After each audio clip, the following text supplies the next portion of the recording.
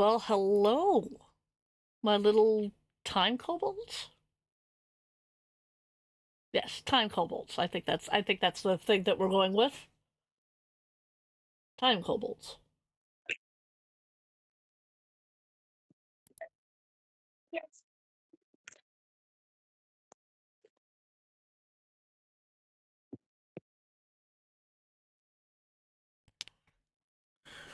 Hopefully, y'all had a wonderful, wonderful week. And this is not Rags. Of course, it's not Rags. Um, this is her mom, Lady Mary. She is very patiently waiting on her lovely wife, Lady Ash. Lady Ash had to step away, um, recalibrating her programs, as it were.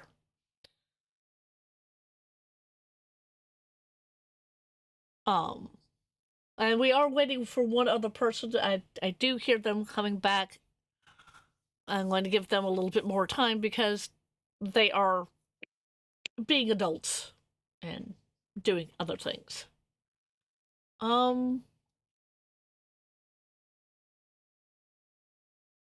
so my beautiful, wonderful kobolds out there.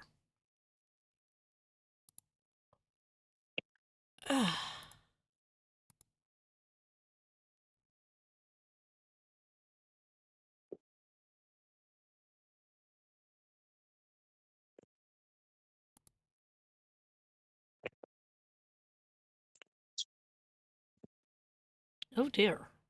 Ah. Oh, that's interesting.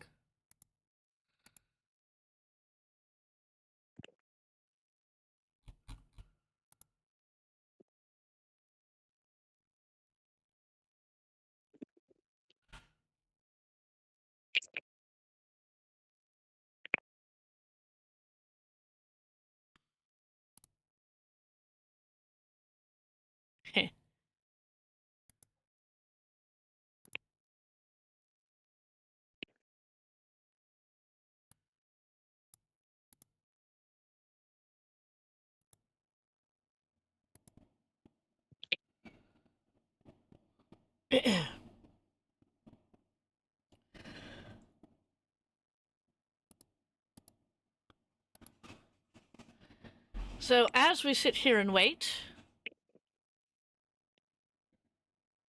and wonder,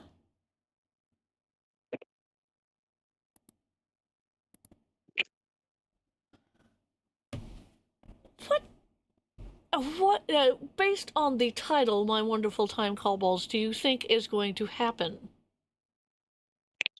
in this particular one shot? And yes, it is a one shot and a crossover. I say a crossover because one of the members of this particular thing is from a different world entirely.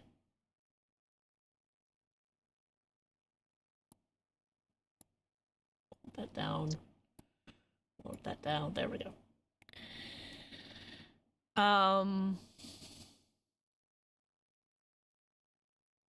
You know what? I am just going to go ahead and zip that over to that. So you can all see my lovely face. And you can see the face of the one of the people that's here. There we go.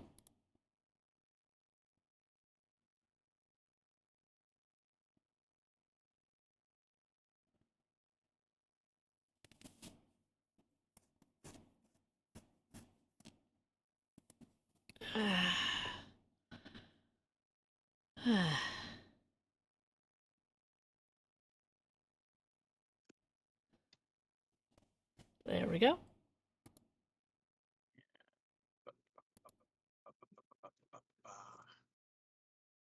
Ba ba ba ba ba ba ba.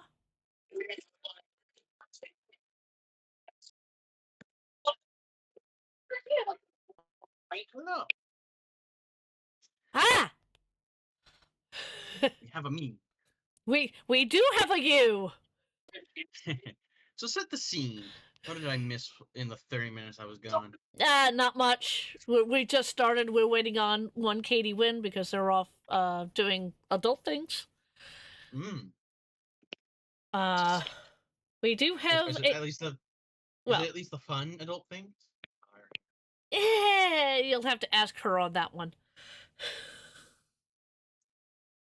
Okay, so if it's the boring adult things, I'll be disappointed. That's true. And I'm glad that that worked because I didn't know if I was going to be squishing your image or not.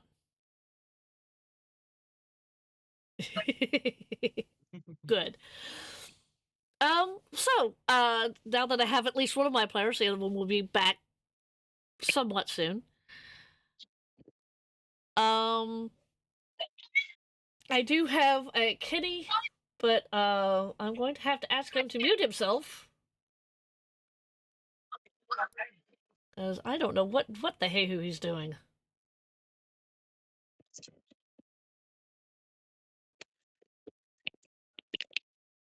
Or to get out the call, one of the two. Mm-hmm. Mm.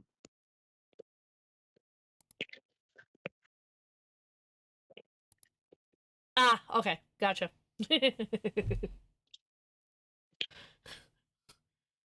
That lightning actually tastes very nice. Mm. Oh, probably. Anyways, Let me go and poke him.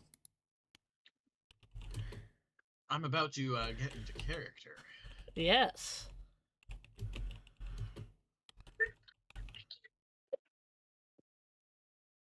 There we go.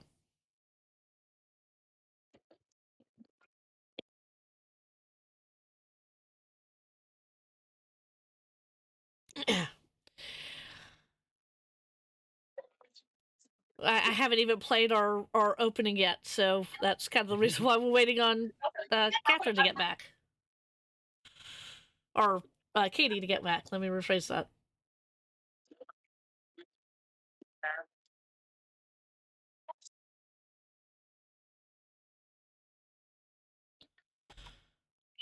I am going to be poking around. Poke, poke, poke, poke, poke, poke, poke.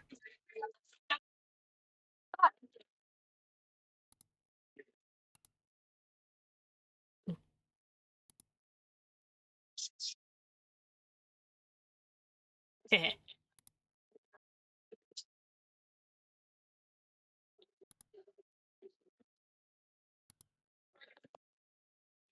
Doo-doo-doo. All right. As much as I would love to talk to my friend, I don't know if he still realizes that he's on. I'm just going to go ahead and just fuel on mute him because hearing the little bits of things that he is picking up. Yeah. Mm-hmm. Okay. Mildly distracting. Yes, it is. All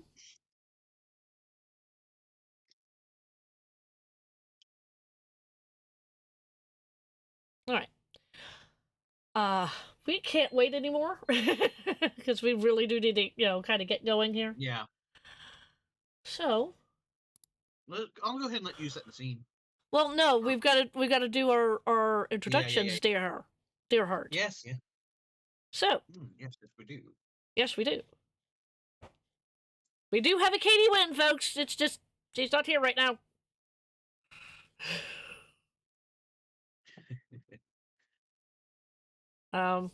Go ahead, Mega. I caught you. Esteemed guests of the House of the Author. Really? Am I doing this right? I guess. I don't know.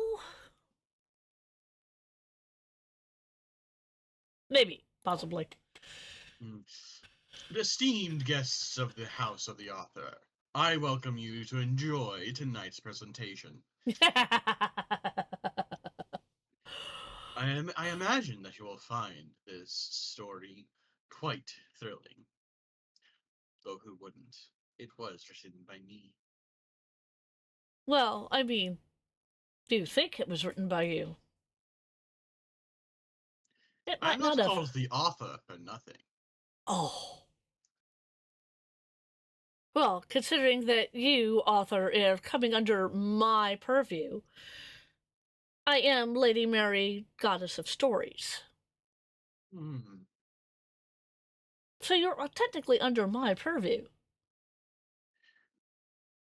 Hmm. I once created worlds. Literally. Mm. True.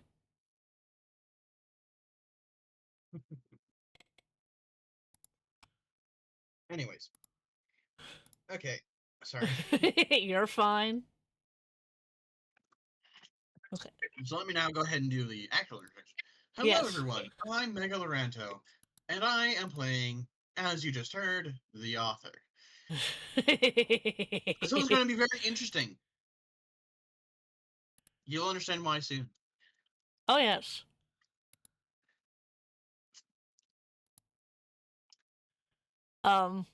As I said, we have a Katie. I'll just go ahead and introduce her while she's not here. That that way is Katie Wynn. They're going to be playing Tessa and Catherine. As soon as they get back.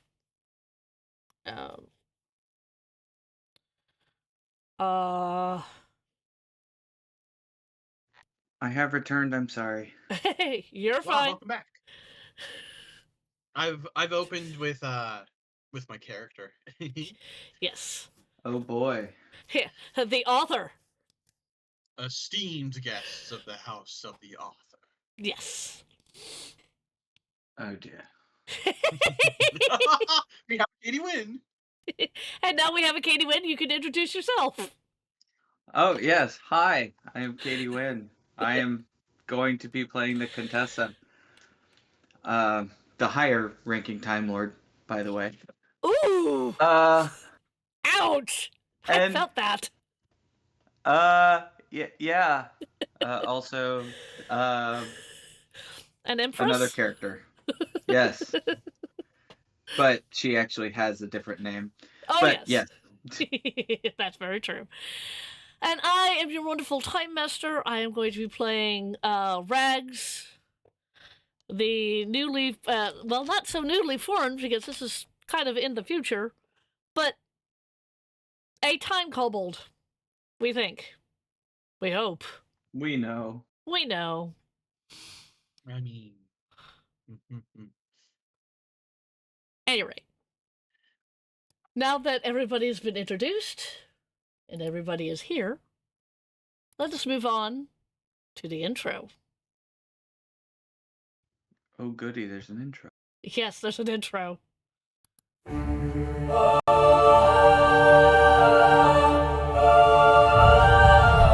Time is torn, the pages fade, ink runs dry where stars were made.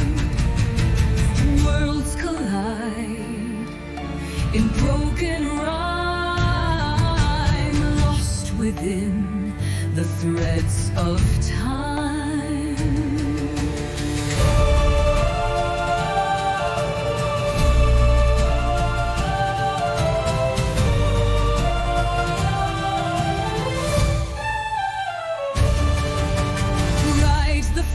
Rewrite the flame, name the stars, then steal their name. History bleeds through shattered lines. We chase the ink across all time.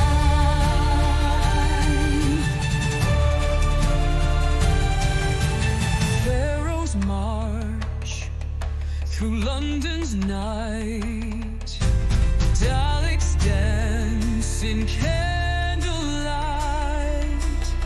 a tale untold, a future lies beneath the storm of twisted skies.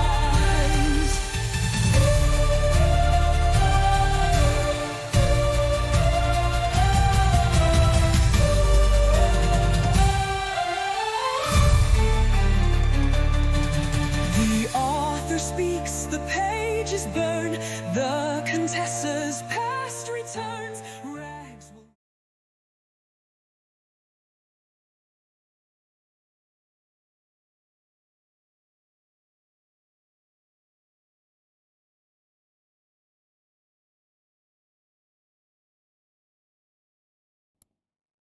And I don't know. we're back.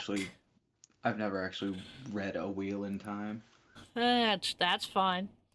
The Wheel of Time is like It's okay. a good set of books. Mm-hmm.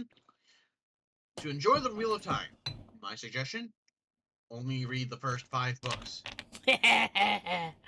Isn't that the same way with? Isn't that the same way with most series like that? Uh, read everything in the Xanth series. Yay! We start. Yes, we are now starting. We start on the TARDIS.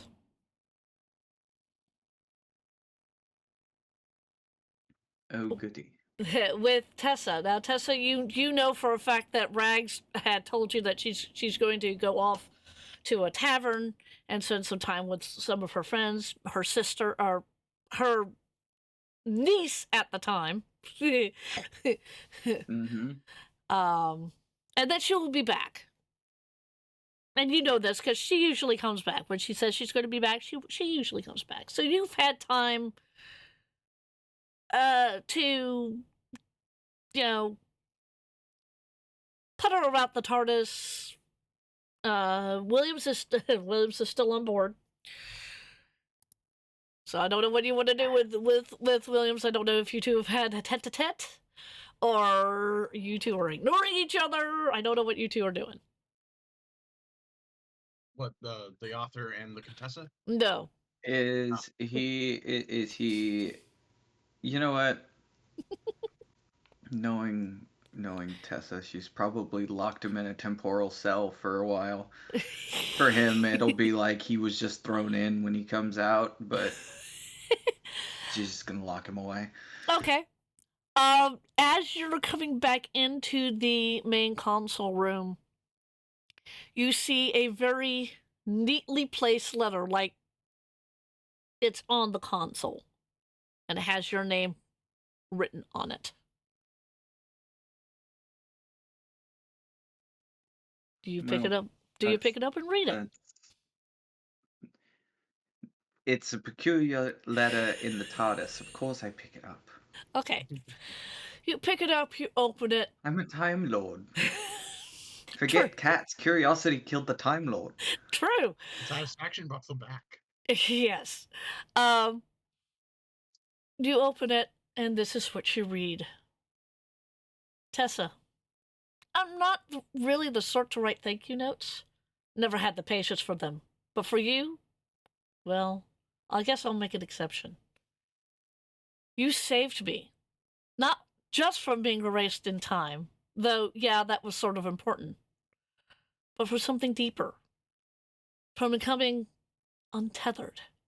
I've seen the edge of nothingness, the cold, silent, the kind of silence that makes you forget your own name. You'll pull me back from that, and no matter what else happens, I'll always owe you for that. And yet, you asked me once, why do you always act like you know everything? Well, suppose that's fair. I do act in that way. Maybe it's a habit.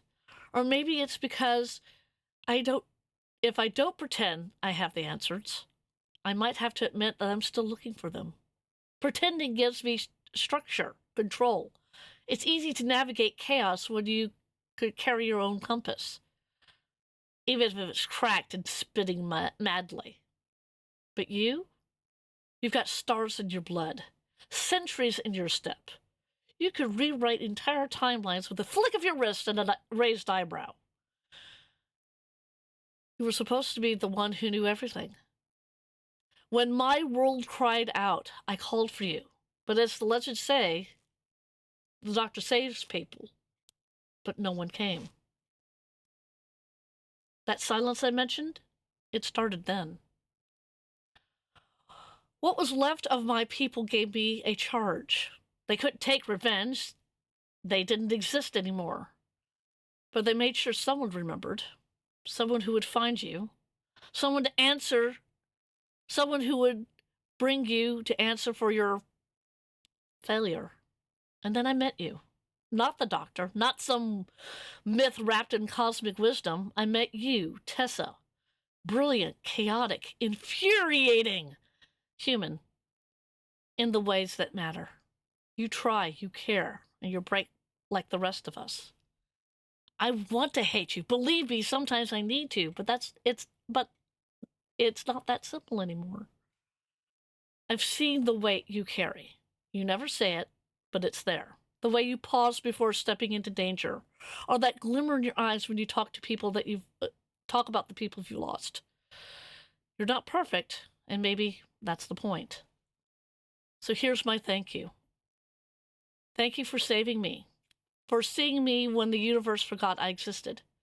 Thank you for being real, not an all-knowing God, but a flawed being doing her best.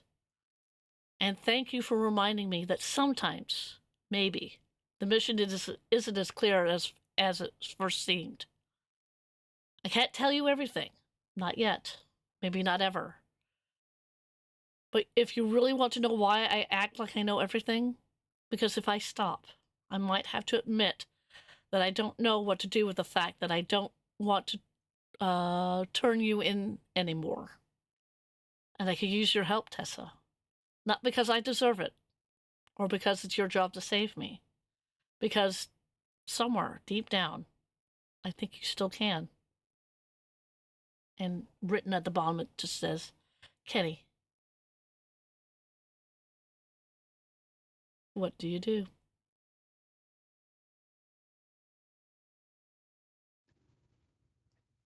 Every colorful British curse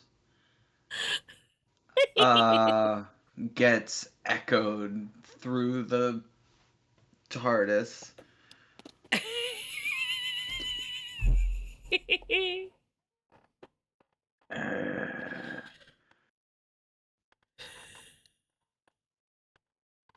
Damn fish. Damn it, he wrote something that made me feel, made me care about him. I hate him.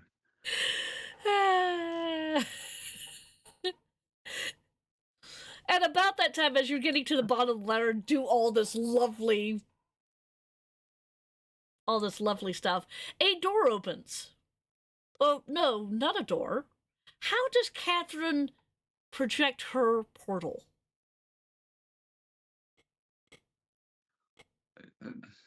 I mean, it's based on the person, yeah?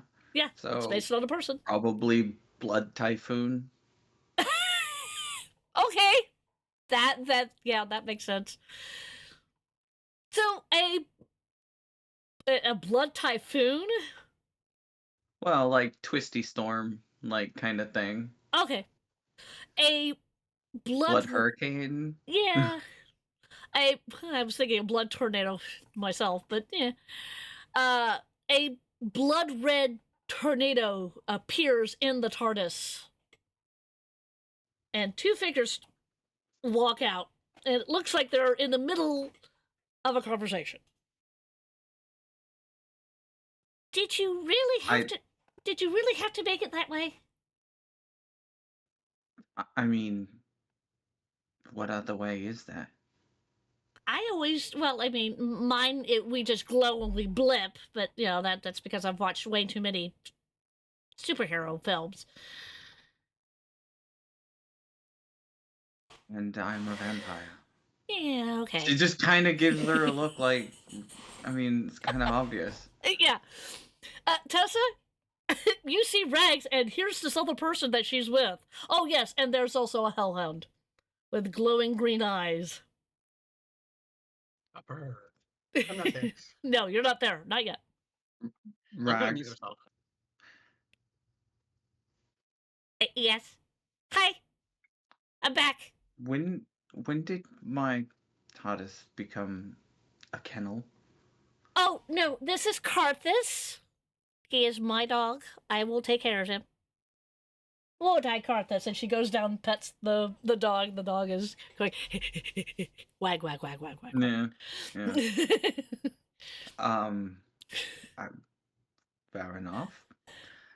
And your other friend?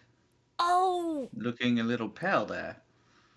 this is my sister. Younger sister? Yes, younger sister. We established that you were my younger sister. Well, you're older than me, so yes. Yeah. Wibbly wobbly timey wimey. The Empress, Catherine Aya Ashendon. And with that, Rags kind of does a little bow. Yes, of raises an eyebrow. Uh-huh. It's like, oh Lord, now I've got an Empress on board. Well, it's a pleasure to meet you, Your Majesty. Oh, Rags. Catherine, this is the Contessa. Remember I told you about Time Lords? She's one of them. Yes, I can hear her heart. It's a rather odd sound. Yeah. I wonder what their blood tastes like. Anyway, sorry. I don't think so. No, you get to talk to yourself. This is going to be funny.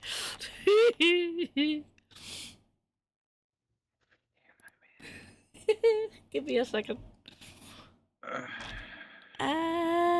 Okay. No, it's not that bad. Okay. Yes.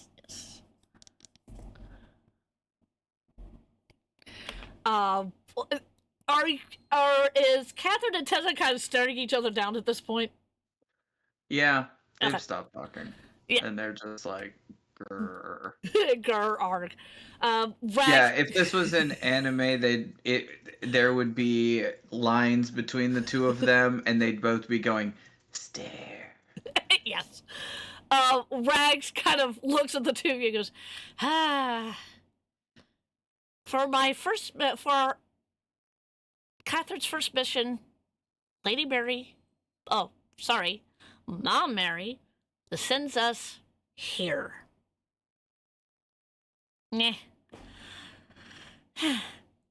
She wanders over to the console, looks down, and there is a light that's blinking. It's blink, blink, blink, blink, blink. Ooh. Ooh. I think we have what is that? What is that called? A distress signal. Well, I suppose we should go check it out. Yeah. But it's in a very weird place. I mean, I've got the coordinates, but you'll be able to get us there, right? Well, yes. Just hold on to something. And she goes over and yeah, she'll start flicking the switches for the TARDIS. That is not the right button. That's the right button. That's what I want to do. Oop, not that, you twit. No! That! Oy. Okay. Not that. Not that. Up. Over. Around and through. You're trying it not. That's not what I was looking for. You know that. Let's see here. Where is it?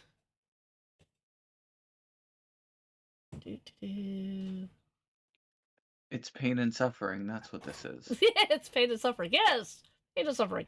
Oh, there it is. That's what I'm looking for.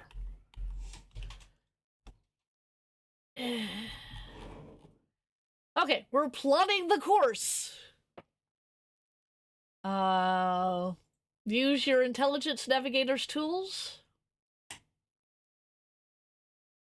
Let's see. Going through time and space. So, okay. So, roll. This is Tessa's roll. That's a nat 20. Okay. You succeed. You See a plot. little goblin head, so that's a d20. Yeah. Yeah. Okay, now you're going to navigate the vortex, which now that's a dexterity check.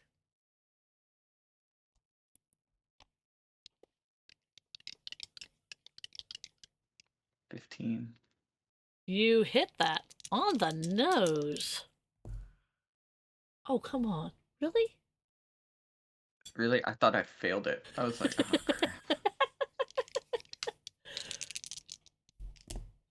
Let's get something a little bit more. Oh, okay. Goody.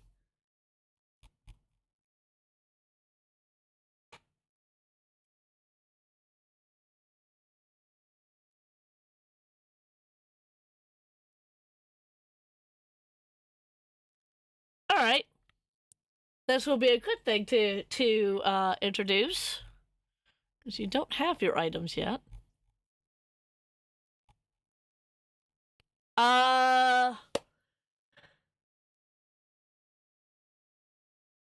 Something.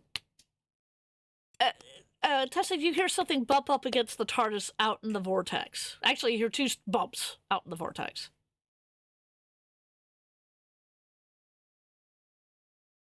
And Rags goes, I'm sure you heard that. I'm going to take a peek. I did hear that, yes. Be careful when you open the door. Yeah, I will. She Keep your trots, winged friend to inside as well. and she looks down at Karthus and at Catherine. Stay here. You can look outside, but it's going to look really weird. She opens up the door, and just like the Amazon delivery service, there are two small packages. Eh. Well, I didn't order Plinko. Fair enough. She picks up one, and then she picks up one is obviously long and thin. The other one's kind of looks smaller. She goes over. She hands you the long thin one has your name on it. It says the Contessa. So she hands that to you. And to Catherine, she hands this smaller box. It has your name on it. I mean, it's not for me, obviously. And as she comes back, she also closes the TARDIS door. Do you open them? Yeah, they both do. Okay. Cautiously. Contessa, you open yours, and it's a very inert fan. Like, it's white. It has the Gallifreyan script, like, in between the blades. It is nice. Okay, well, whoever sent this to me has excellent taste. And then for you, Catherine, you open your thing and you find a ring that has a very small, what looks like a galaxy in it. Again, it's very nicely made. It's very ornate. It looks like it was made for you.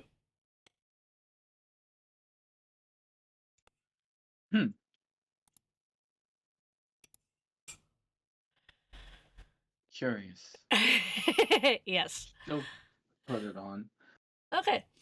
Now that we've done the navigate the vortex, now we get to stick the landing. Another dexterity saving throw, please.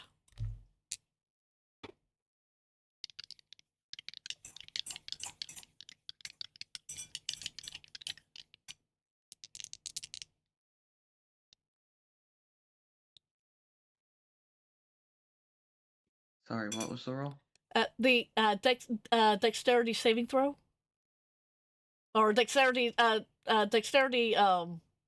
check. I'm sorry, it's a check, not a saving throw. Blah! 14. 14. Ooh. Okay. Well, let's see here. Oh.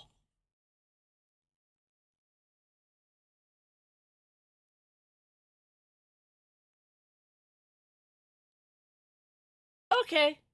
You land. During your moderately successful journey, you've been thrown about, spilt your tea, torn your scarf, messed up your hair, or something else that's ruffled you. All time travelers are ruffled. So I'm going to say that the TARDIS kind of does the little shake, shake, shake, shake, shake, shake, shake, and you'll just, it's kind of the Star Trek shimmy. Yeah. But the TARDIS lands, and Rags goes, "Well, I guess we're here." One can hope. Uh-huh. Well, let's see if we know where we are. And Not without your filter, Rags. yes, yes. She goes Your down. friend's gonna need one too. Oh, you mean this, Carthus or Catherine? Both of them. She looks half Cybermen already. I would say what she has, but I don't think that was a.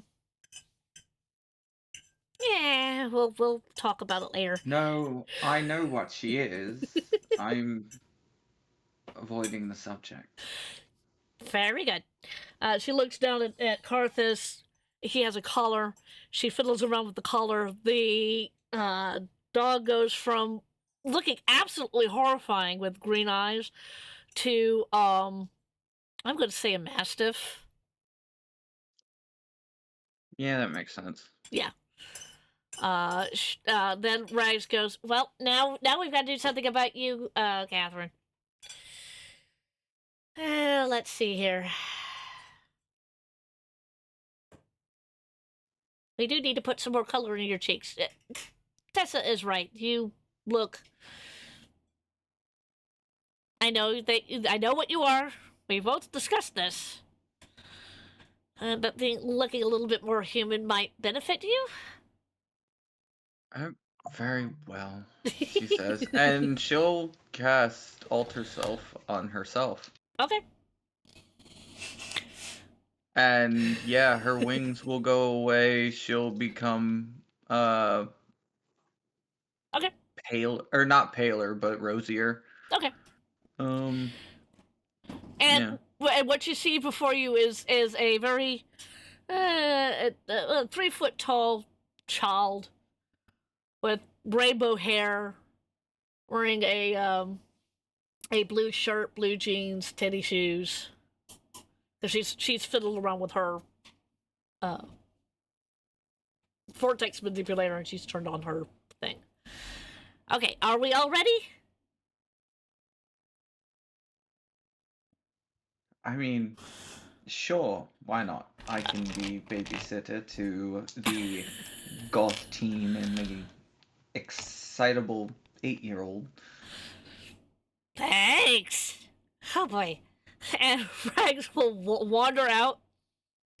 You open the doors, and you're greeted with shelves and shelves of books. And sitting at a desk, writing furiously. Are you scribbling or are you typing on a computer, Mega? I mean, I have a quill, so I'm gonna be scribbling. Okay. Scribbling with a quill is a man. Describe what you look like, dear heart. What you see is an older gentleman, white of hair, doesn't seem to have slept in a couple of days. Wearing a black suit. Think.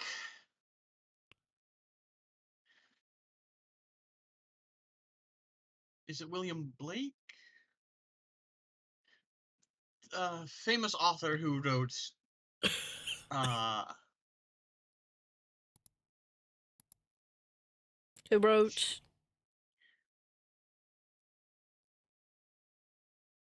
fuck.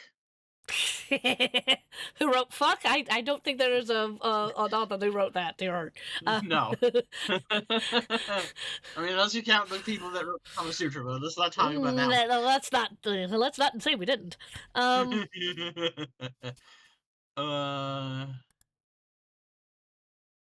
Ebenezer Scrooge. Charles Dickens. Charles Dickens. That guy, yes. Same suit as that guy. Okay. And the quill in his hand, notably, is obsidian black with all sorts of greebling Mhm. and a calmly blinking light on the end. Very nice. Arthur, you heard a distinctive sound of this. Yeah, and now, so as they exit the TARDIS into my home, Mm-hmm. I pause, Mm-hmm. set the quill down gently, reverently, Mm-hmm. stand and meet them, and turn to greet them. Okay. Hello, esteemed guests of the house of the author. The author. I mean, that's after we're in a library. This is only one Didn't word. go In my mad. house. What? The woman with more modern looking clothes, black hair, has a face that just screams, I'm better and I know it kind of thing. It's a family trait. I apologize. Don't apologize. The author had a similar look on his face as he looks at the Contessa. Yep. Ah. You do realize this is quite unorthodox. Looks at the TARDIS. Looks and then looks meaningfully at Tessa. Yes, well, we were following a distress call and landed here. Did you notice anything about the coordinates you were sent? Well, yes, it said that there was a distress call from here, from this library. By the way, and I'll send you the name of the library.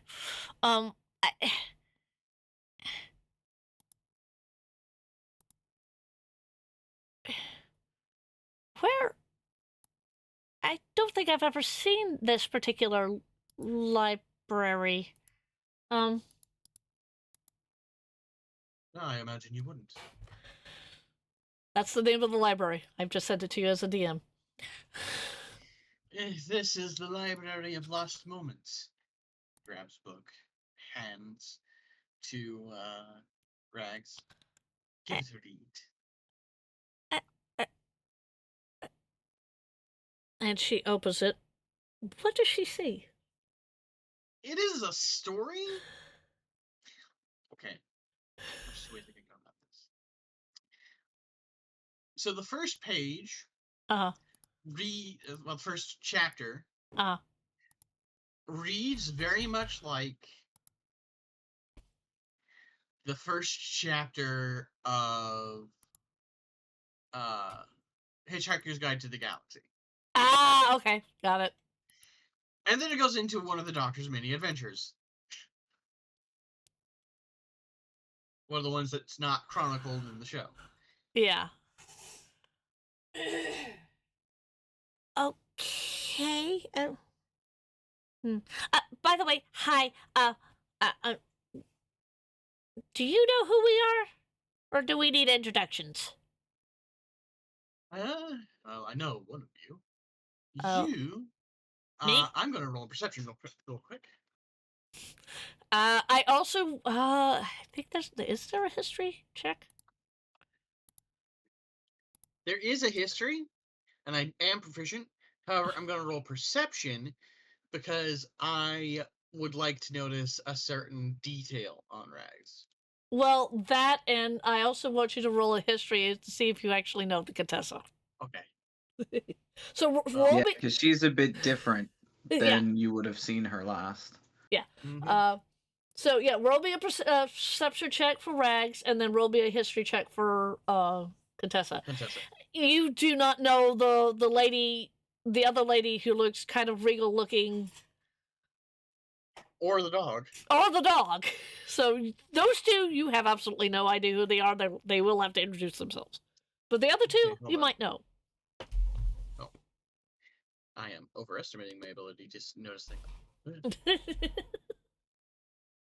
That is a 19 for the perception check. Okay, yes, you do notice the bottom half of a tattoo, and it looks vaguely snake-like. And that is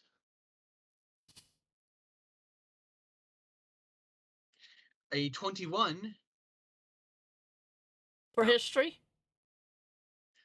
Yeah, 21 for history, yeah. Okay, so yes, you definitely know the woman who has black hair and is in modern. This is Sure. This is the first daughter of Rassilon. Of Yes. Gallifrey. Of Gallifrey.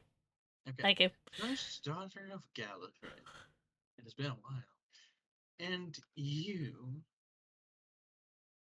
Me? I remember that tattoo. Should I roll history again? You know this tattoo? Oh dear. I'm not gonna get choked out again, am I? Oh, no. The You know, last I only person who did it had the once. I know that. Yes, dear. the last person who had that tattoo. Well, or maybe the first. We got along. She wasn't very problematic for my purposes. No, the doctor was more my issue. Oh, good. So you know that I used to be called the Corsair? Yes. Yeah. By the way, Catherine, you have never heard this word? Mm-hmm. It is good to see you again, Corsair. Well, something tells me you're not what you used to be. According to my mom, our mom, Mary, the when the Corsair died, with House, that soul had to go somewhere, and it entered into a very small and cute, kobold. I just now realized who I was, given her efforts pointing over to Tessa. I had to force a regeneration. It was quite ugly. Yeah. Hence the joking out, I'd imagine. Well, I managed to keep the shape of a cute little kobold. I'm just starting to get memories. And when were you going to tell me this? The regal woman says. I'm sorry, Catherine. I have no knowledge. Oh, And then he reaches over and grabs the quill uh, and starts waving it about Catherine. okay. So are you using it as your I'm sonic using it as my, sonic I'm using it as my screwdriver? sonic screwdriver. Yeah. Okay, we can do that. That's how I've always imagined it. Actually. Yeah, that's fine. So you're going to do a scan. Mhm. I don't know how long Catherine's going to take this, but okay. She's just gonna raise her eyebrow because he's waving a quill at her. With a blinking light. I put all the No. blinking light around her, and he's walking around her as he does it too. Yep. I want you to roll me a perception check. Dear Arthur. Author. See if you see through her 14. illusion. Yep. 14? What is if someone has to see through your illusion, what's your DC?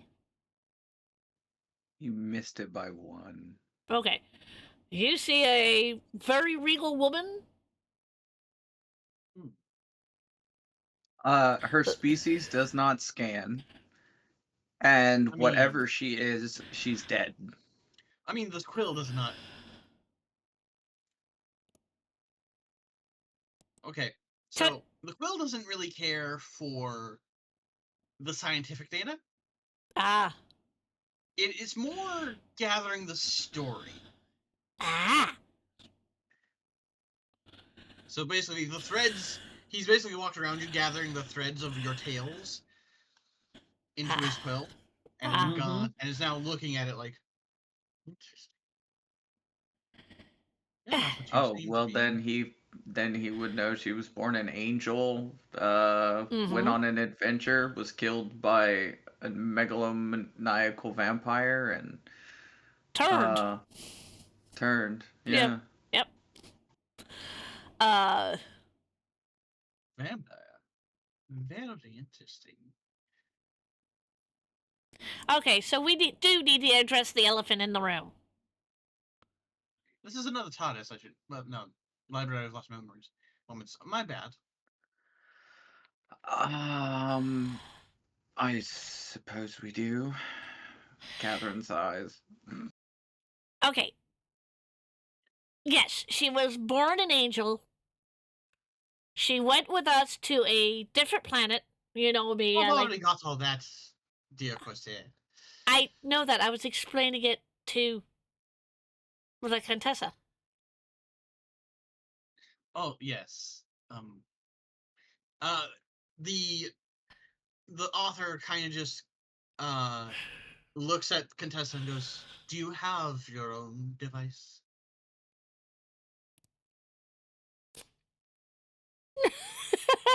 Well, Tessa, do you have your own device? She'll hold up her hand. Oh yeah, it's the ring. Yeah. Yeah, it's the ring. I forgot about So, that.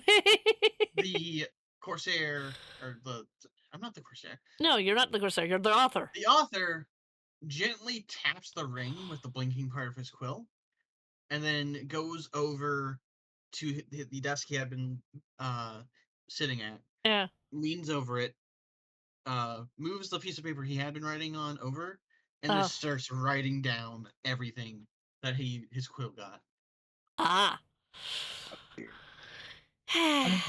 Okay, so Tessa. So now, basically, what that tap thing did is transfer the data. Yeah.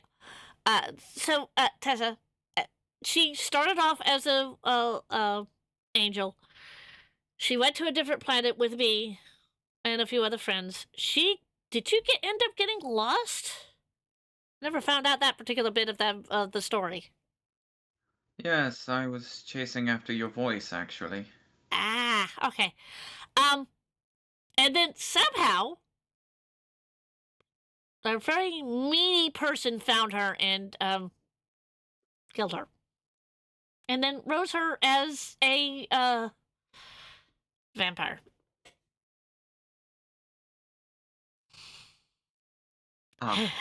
Yeah. Not to mention what happened later. These entities are very interesting.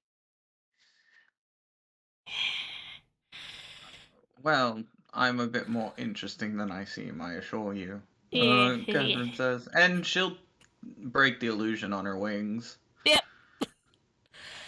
I'm not talking about your wings. I'm talking about what else happens to you. Because you can bet that the Quill managed to get the storylines for a Mm-hmm. certain disease. Yeah.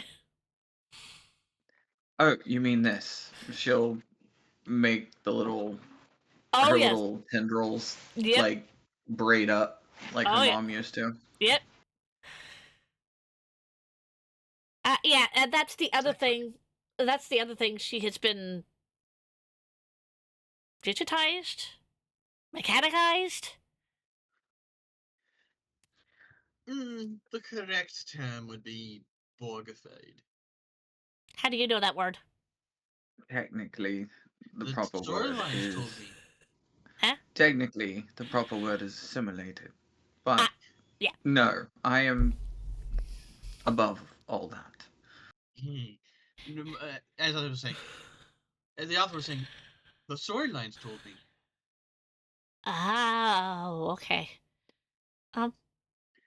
Okay. No, Stories tell you so much more than just pure data. yeah. Author, you have also noticed that this is kind of your domain. This is your library, but you've Yep. kind of noticed things are not as rosy in your uh, library as they once were. I mean, so this is like just one room in my entire townhouse. Well, actually, your townhouse is not that far away from the library. You spend most of the time in your library. This is your Oh, okay. this is Yeah. your library. You wrote it as this. Your townhouse is like maybe a couple of buildings over. So in case you actually Yeah. do want to go to sleep, Yeah. that's where your townhouse. Right, But yes. Sorry. yes, So I'm like, but there's something not right with the library. That's the reason why you've been in the library for the last few days and you haven't slept. So I look up at the ceiling and I'm like, something's not right. Normally I'd, and then the author kind of lifts a foot and stomps, cocks his head, and stomps again twice. Don't like the sound of that. Rags just rolled her perception. Why does this? I mean, this is a library, and it's a fantastic library. But why? I see books that are kind of melding together. Is that supposed to happen? No. And that means something.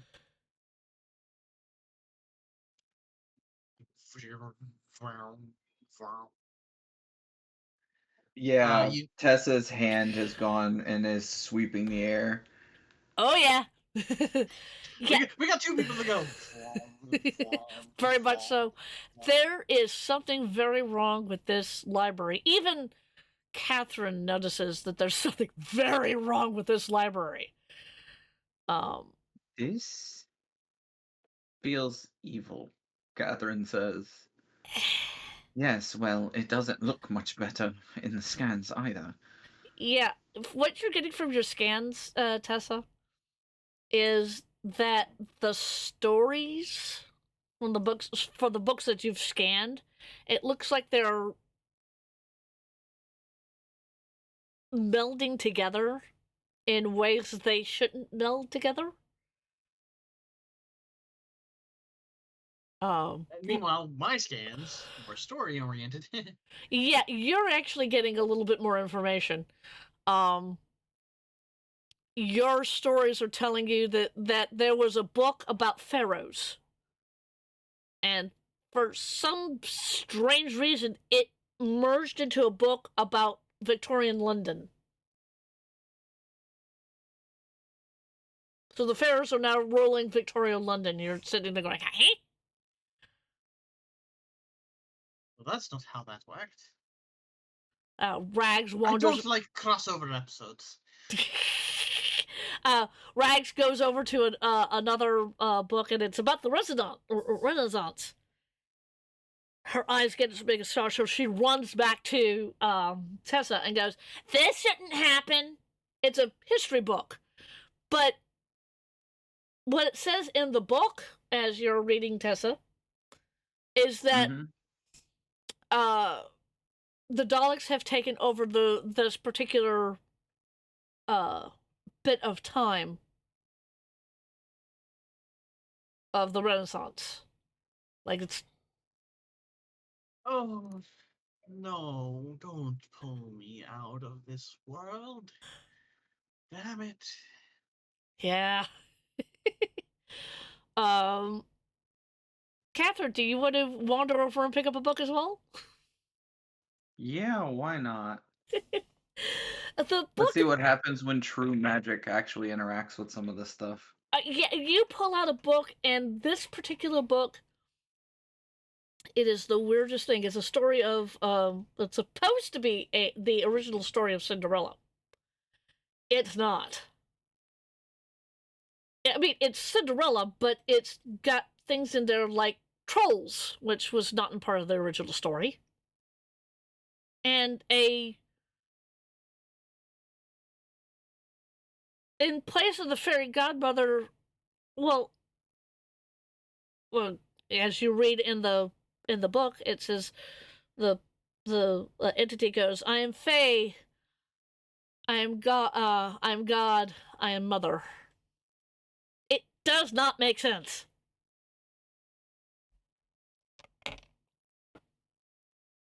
Well, I hope you like your fairy tales with some actual fairies in them, What? Catherine says. Rags comes Oh, comes no, over. not my original copy of the... Apparently, Rags very carefully puts the book back up and wanders over to where Catherine has pulled down the book. Let me see the title of that book. Fair enough. You've closed the book. It says Cinderella's Castle. That's not right. Okay, what gives? This is not. Okay. This is a library. Libraries have books. Books aren't supposed to meld like this. They're not. And the author reaches out with a hand. Mm-hmm. And reach. He's using the levitate quip with no components. Okay.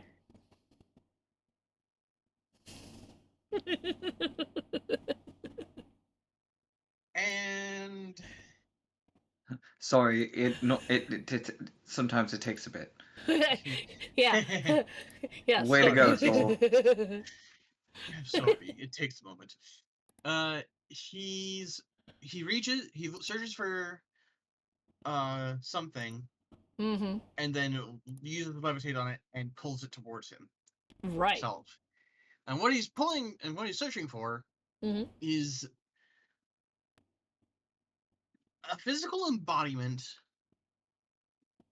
of the stuff of the corrupting influence on his books. Okay.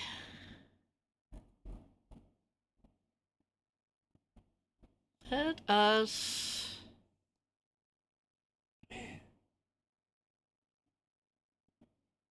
Okay. What you get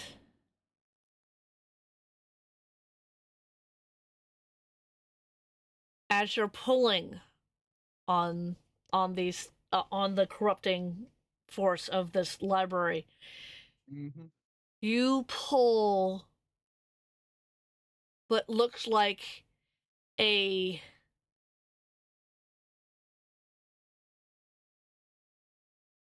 it's a flickering dark entity of I want to say a human-sized a human-like sized entity. But it's flickering in and out. And it attacks. It attacks you because you're the one pulling it. Well. It missed. Don't worry about it. It missed. It comes out. It looks like it has claws. It comes out and goes. Of course, because you're the one pulling it. You kind of back up from where where I was, yeah. Yeah, where I just it was. kind of use my telekinesis to keep it in place. I'm like, so you're the author's eyes are going wide, if you cannot see. Actually, you've pulled this one, and 5 more come out from different places of this library. Okay, I'm going to roll a history to see if I know what these are. You may. Oh, good. Keep friends. How does an 18 do? You have absolutely no idea what these things are. I am going to allow both Catherine and Tessa to roll what these things are, and I'm also going to have Rags also roll. Just give me a second. 17 for Catherine. Okay. Ooh. 24 for Tessa. Okay. You said 17 for Catherine? Yeah, that's Yes. kind of what Rags got. So both Rags and Catherine look at these things, and these things are shades. Straight up, they're shades. Oh, they're from our world, so that's why. Okay. Yeah, well, no, Tessa, because you got a higher number. You said you got a 24? Yeah. Yeah, these are not just shades. These are chrono shades. They are twisted time echoes. They're not supposed to be here. Yeah, buttocks. If I had to guess and imagine, they followed me through the vortex. Oh, no, I don't know. Well, they could have followed you. They could have followed us. Yeah. It kind of doesn't matter at this point. Yeah. No, it doesn't. They are pests, and we must eradicate. And everybody roll me an initiative. 18 for Catherine. Okay, give me a second. 18. Wow. This ought to be funny. 7 for Tessa. I know that's not funny. Okay, no. I'll tell you why it's funny. The author has a 4. Okay. Let's see. So, Catherine had an 18? 18. Yeah. Uh-huh. Tessa had A 7. I have a 4. 7. Okay. Author had a 4. Let me roll for Rags here. Total. That's for total, by the way. Yes, I know. Nat 1. Oh, God. Okay. Let's see. And Rags had a 19. Rags is actually going first. Oh, goody. Oh, and I've got to roll for I've got to roll for them. So give me a second.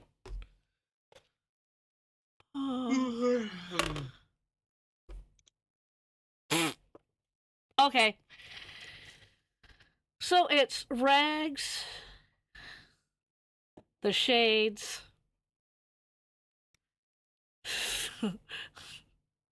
Catherine, Yep. Tessa, and then the author. All right. Rags goes first. Rags goes, oh dear. Pulls out her pistol. Her flintlock pistol. Which one is she pulling out? She's pulling out the one that her mom Ash gave her. And she fires. Yeah, and she fires. Yeah, that gun never needs reloading. It's a flintlock that can just keep firing. Oh yeah, she hit. And that is 2d8.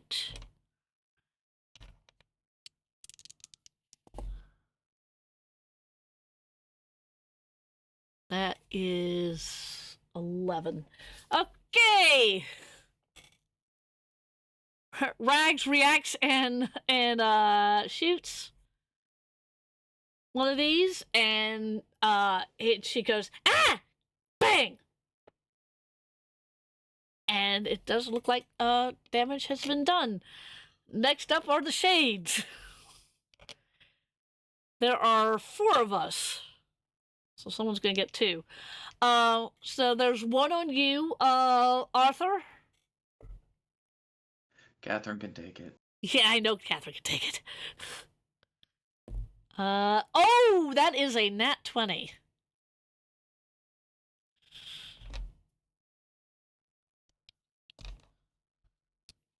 They are taking you to Ouchie Town. Yeah, they are. God. Let's see, that is 9,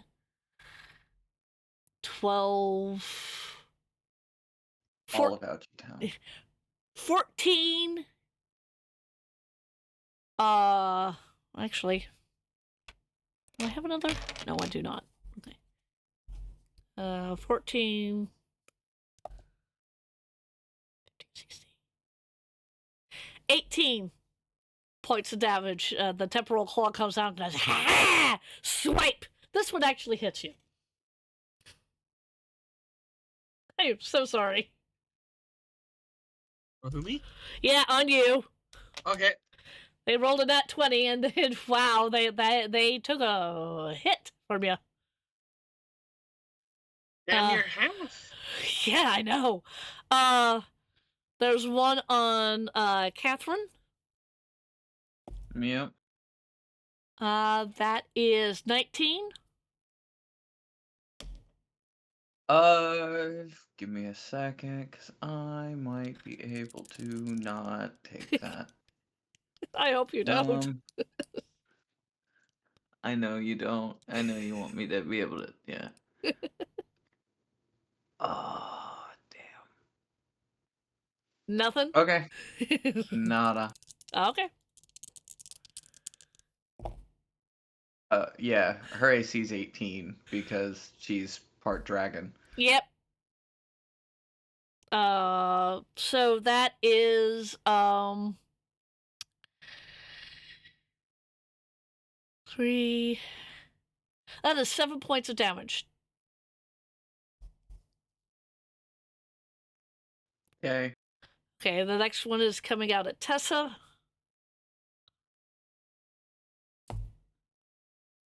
Ha!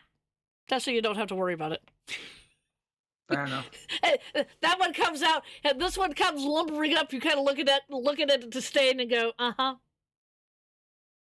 And step to the side. Yeah. I'd say that's 3. 1 comes up to Rags. Oh, this ought to be funny. Damn, it hit. It hit poor Rags. Oh Oh, hold on.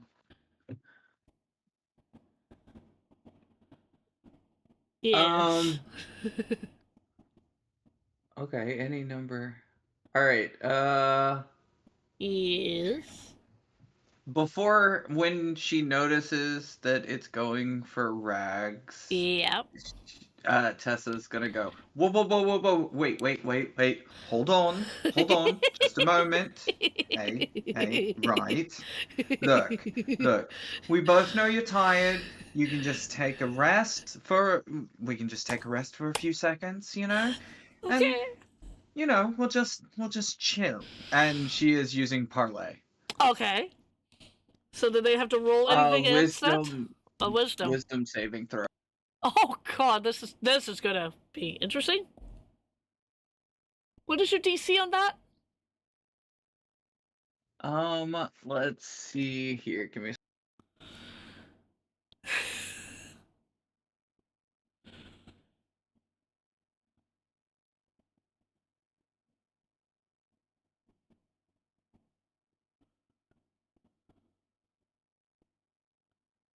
I apologize. You're fine. 14 14. is the saving throw. DC. Yeah, okay. Yeah, they didn't make it. So they don't take an action against Rags this round. They're Okay. just like, okay, we'll take a break. They actually, what happens is the particular one that was going to go after Rags kind of looks at you and kind of turns its head left, turns its head right. It doesn't take an action like you said, but it's just kind of looking at you funny. Okay, there's two. Yeah. For the record, that's both of the ones that are left, because it's any number of creatures within range. Okay. Okay, so that would be the one on ranks and the other two who haven't gone yet. Yeah. Okay. So, okay, all of them are kind of it's very creepy. They're all kind of looking left and looking right, kind of tilting the head back and forth. They're just, you got them to stop, but they're still unsettling. No, that's fair. That's okay. good. Yeah. It is now Catherine's turn. Catherine. Yes. Is going to take advantage of all of this. Oh dear. Yeah. Yeah, why not? She will cast frack and frack. She doesn't want to mess up anything in the library. Thank you. She really needs. How many are there? 4? No, there's 6. There are 6 of them. Yep. Okay. Well, the one that's on Rags is about to take 4d4 plus 4 damage. You're casting Magic Missile, aren't you? At level 2. Okay. That's fair. All right. Go ahead. That just hits. Yes, it does. Actually, what comes out of... Describe what your Magic Missile looks like in this space. Okay. Well, first off, they take 11 damage. 11? Okay. 11.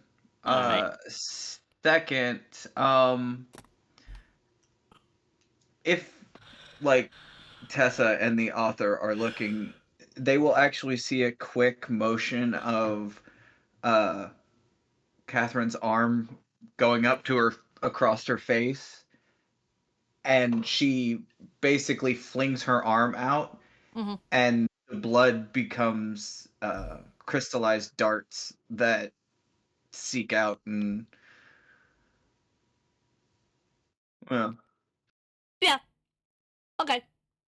4 of them, just 4 gloops of blood turn into giant icicles that home in on the people. On the particular one that Rags was. Yep. Yeah. They will notice that she was actually looking straight at, like, her face was facing straight ahead, but her eye was kind of through the side. So fair. She fired it ahead of her and it went. Yeah, that's fair. That is so fair. Okay. So that is you. Yep. Tessa, now it's your turn. You get to go twice, but as a different person.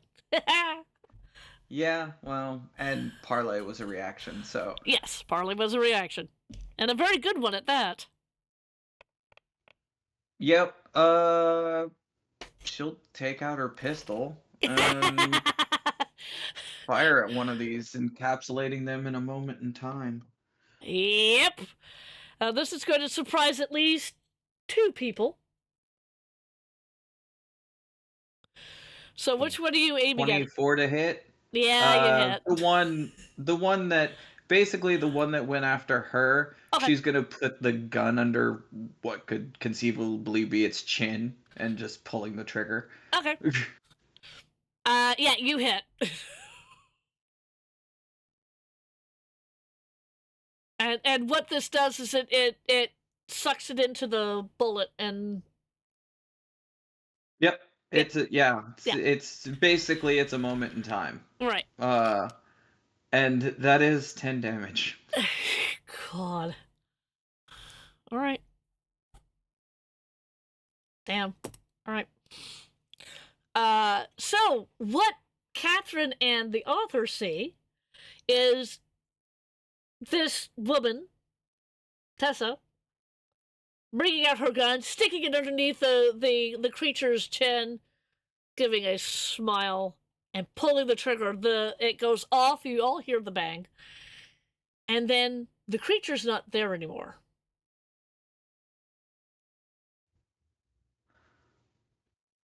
What the hell? I have never seen a firearm do that.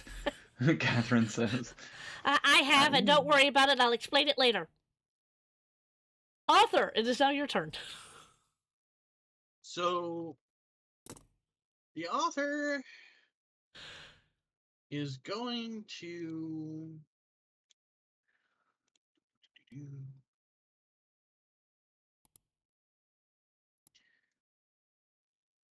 Well, hello, Sleepy. How you doing? So, sorry. Hello. I'm going to.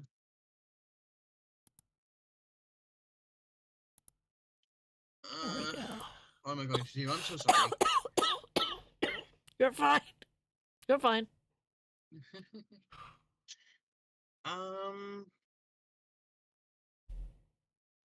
Take your time.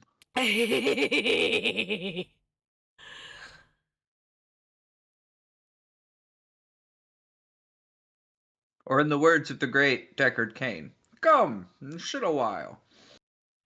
Come, sit a while and listen. Yeah, that one.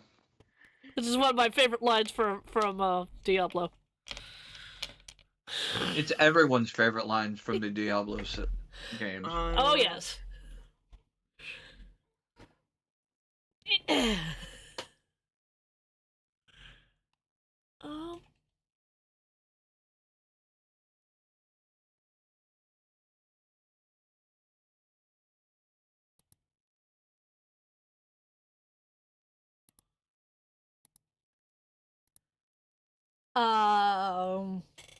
What do you? I mean, I'm assuming you have things that you can do to this creature. Yeah, hold on. Sorry. I'm going to do a distraction. Ooh, okay.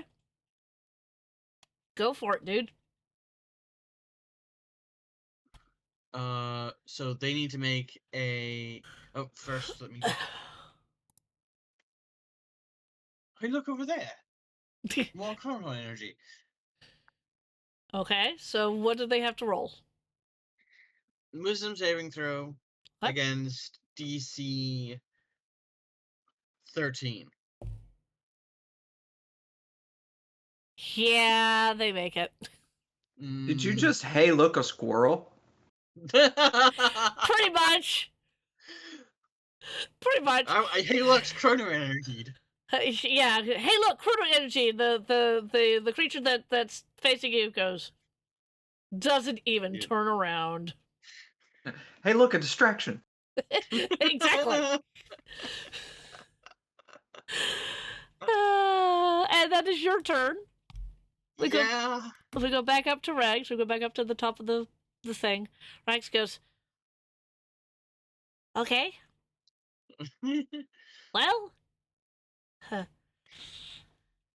I guess now that we're nose to nose, as it were.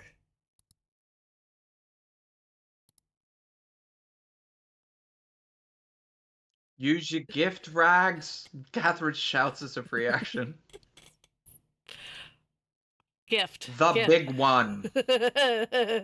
Right. And Rags is going, gift, gift, gift, gift. Ah!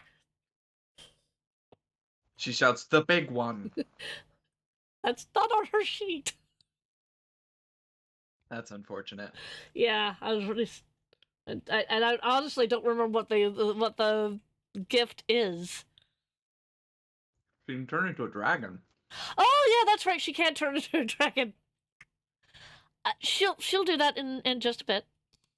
She pulls out her rapier, which, Catherine, you notice that it crackles with energy, electric energy, as a matter of fact,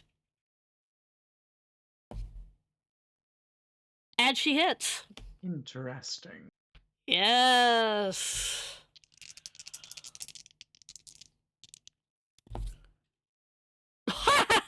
Well, now.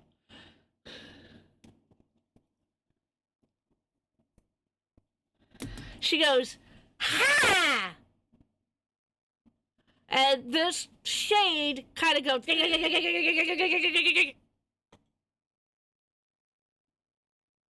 and looks very, very hurt. So now the shade's turn. The one against the author. 12? Does that hit you? No, actually. Yeah, this particular shade goes, hey! Oh wait, no, 12 does hit me. Sorry. Oh, it does hit you. Okay. However, I write something in the air, make the attack again. Okay, that's fair. Ha! Because I imagine I can turn on my enemies to impose disadvantage.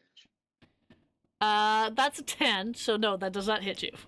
Yay! Yeah, it does not hit you. My Okay. AC's an 11. Oh dear. The one against Catherine.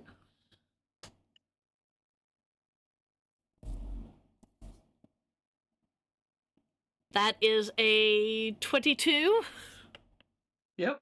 Yep, that hits. Yep, but I tinked on the damage. Wow, that is a 4. 4 points of damage. Double ones. Oh dear. Oh dear, yes. Oh dear is right.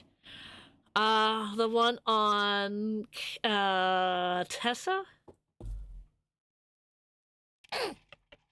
Hey, that is another natural one. This poor shade just cannot hit you for all he's worth.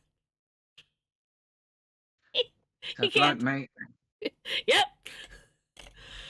Now,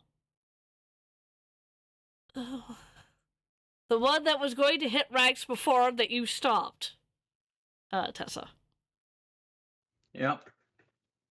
is going to try to hit Rags, which that No. No.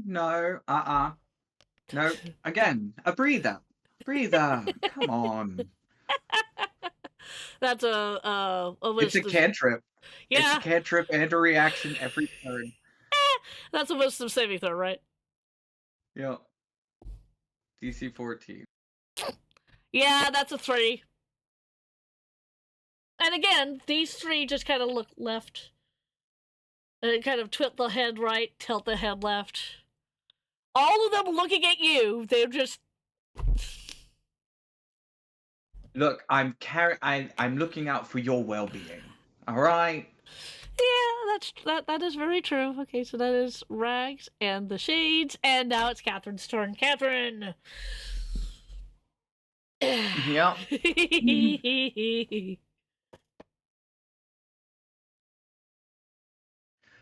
Uh,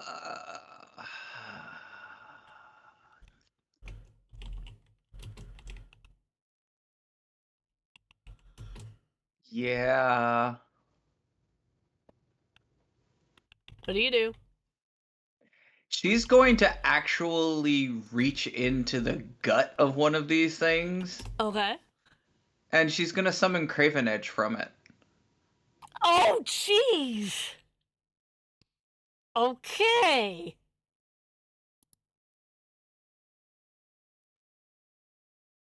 So, yeah, she's gonna summon her Hexblade, Okay. and she'll pull it out and give it a good old swang. You hear Gravitage. Good. Good. Smite them all down. Go ahead. Yep, give me just a second.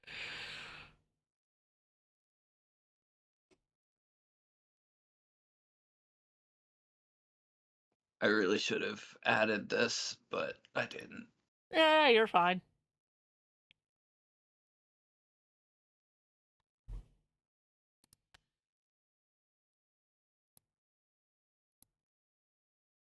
I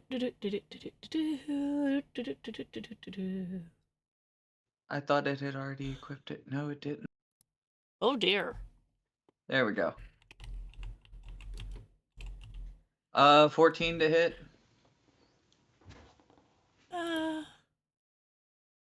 Yeah, you hit.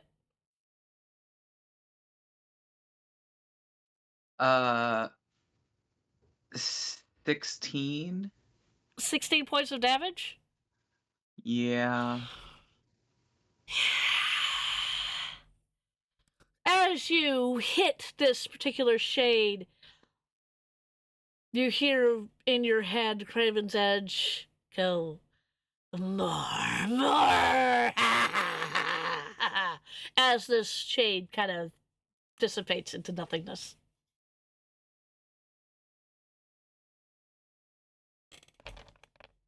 For the record, Catherine looks a bit more animalistic than she looked before. Yep.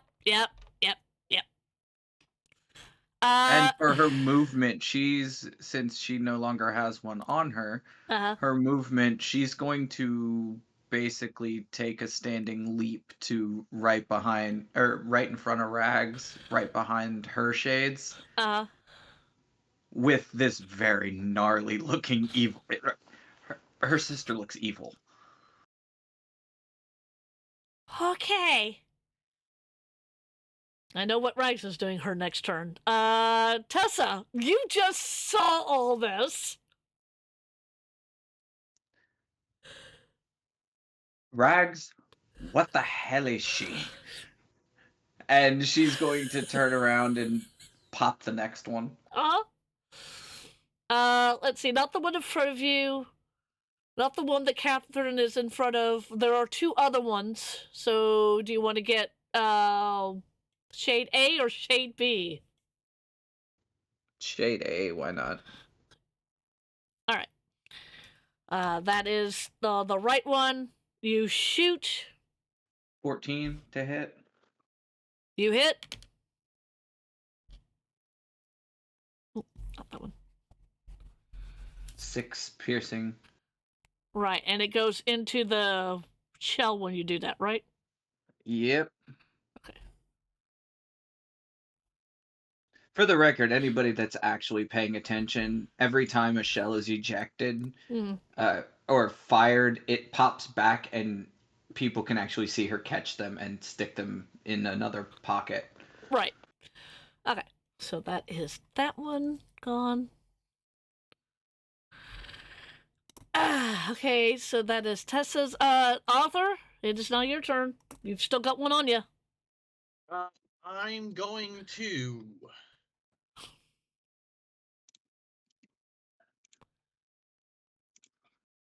What can I do? What can I do?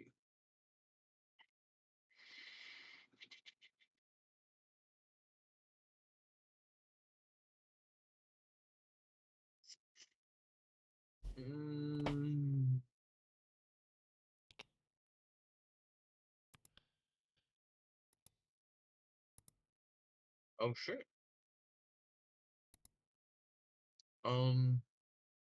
Okay. Question. Mm. If my proficiency bonus is already doubled from expertise, Mm-hmm. but I have a feature that doubles it again, what does that mean?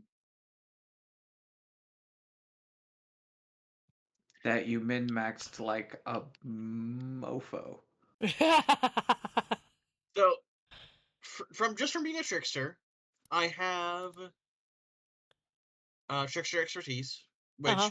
which how expertise works. Right. But I chose to be a hacker.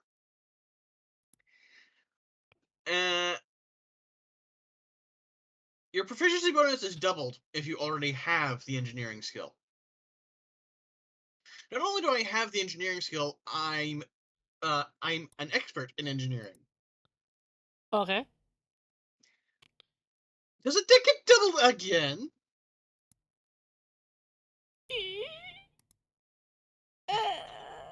I don't know. Like I said, min-maxed.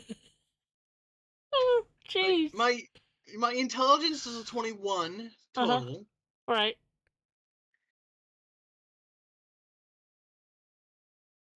So yeah. Oh, God. Finally, someone smarter than Rags. Yep, I have a +5 intelligence. And then my proficiency bonus is obviously a +2. But that gets bumped up to a +4 from being an expert in engineering. Yeah, Is her thing isn't in intelligence. Her thing is in dexterity, so. yeah, I mean, yeah, you built the trickster normally. I went Yes. I flipped my priorities, choosing to bump intelligence as much as I can. Uh, My dex is still high. It's just intelligence was more of a priority for me. that's fine. But yeah, if your proficiency bonus is already being doubled from expertise, does it get doubled again from this feature? Well, I mean, what's your thing normally? My engineering normally. Yes. Is that? Do you mean without expertise? Yes. Well, no, with expertise, but without your With expertise, feature. without this feature. That my engineering's a +9. So it's an 18?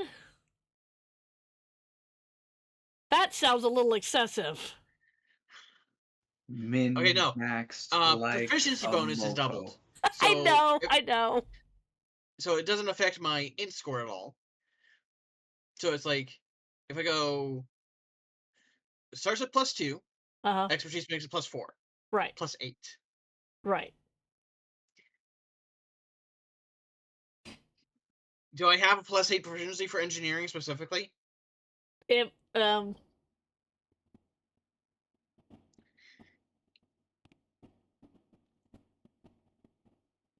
Because that would make me have a +16.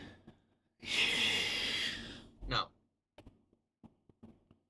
a +17 rather. oh boy. If Yeah, it's because only that's if it's only any worse. huh? I said, yeah, because 17 is that much worse than 18. Well, I mean, it's only affecting one particular skill. All the other skills are fine. Yeah. I will say for this one time, yes, because you're using the feature. Okay. I mean, no, that's just like a passive feature I have for being a hacker. Wow. Well, wait a minute. If you're a hacker, then that only affects computer Engineering. things. Well, Yeah, that only affects engineering. okay. So, for engineering specifically, my proficiency bonus is a +8. Yeah, okay. What are you planning on doing?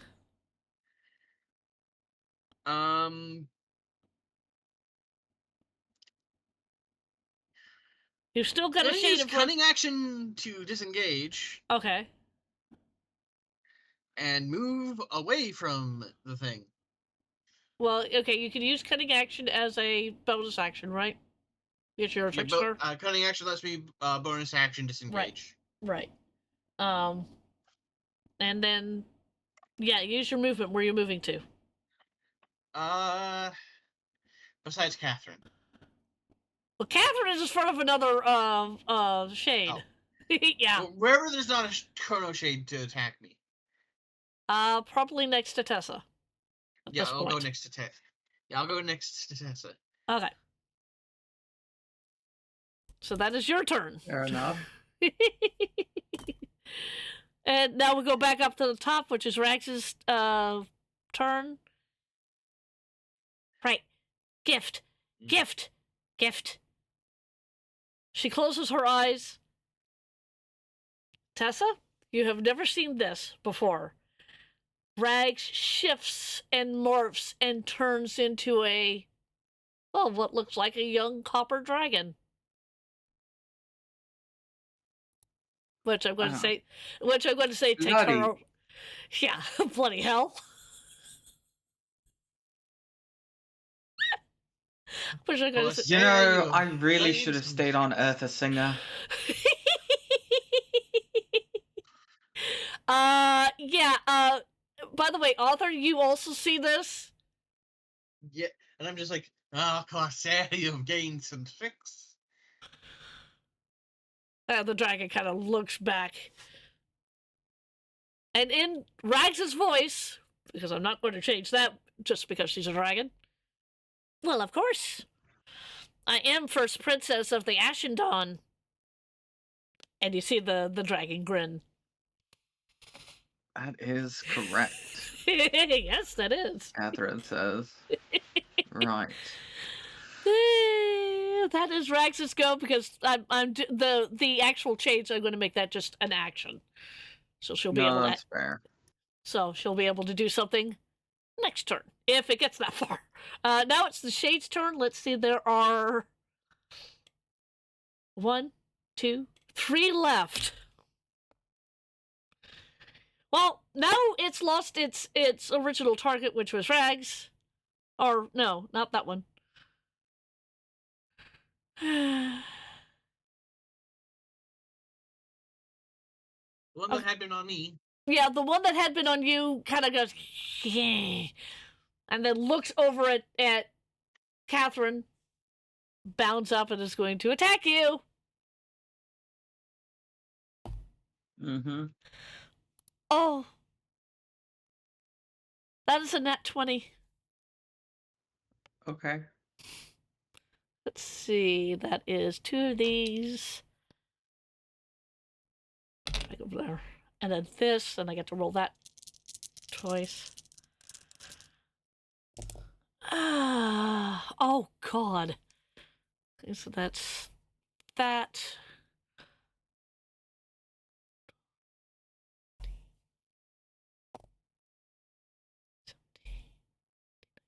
That is 19 points of damage. Okay. Yep. And then there's another one that's going up against Tessa.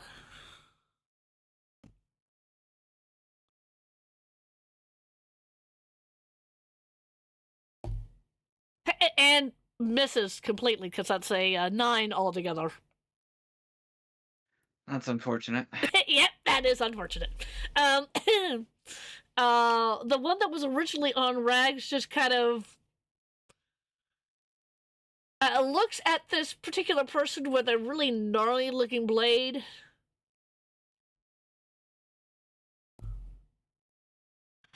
And decides to attack the one with the gnarly looking blade. Because you're in front of Rags at the moment. Mm-hmm. And another nat 20. What the hell? Do it. You only make her stronger. I know.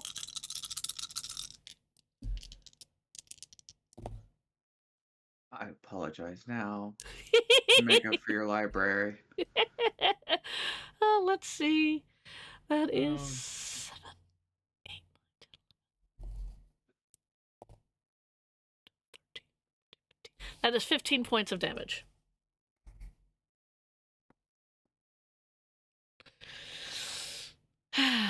Okay. And having all of them go, it is now Catherine's turn. Unleash your worst. Okay. She is going to try and take out the one in front of her with her gnarly sword. Okay. Go for it. 16 to hit. Yeah, you hit. 16 damage. 16 damage? Yep. Okay, so that's the one that's in front of you, right? Mm-hmm. Yeah, you managed to take out another one. She's not done. She's going to take a step and line up the what are left two. Yeah, there's one in front of Tessa that has tried twice to hit her and just is not finding any purchase. And then there is another one. Don't know where that one is. I can't remember if that one attacked anybody. Either no. way, she's gonna Oh no, get that them one. in a line. Yeah, okay. And she's gonna open her mouth and shout. Uh-oh. And yeah. What do they have to roll? Dex 15. Oh, jeez. One failed, the other one saved. So one's taking full damage, the other one's taking half. Well, one is taking 15 acid damage, the other is taking half of 15 acid damage, because she lets out a dragon roar and spits acid. Literally. Yeah. Spits hot fire. And the other one takes half that, which is...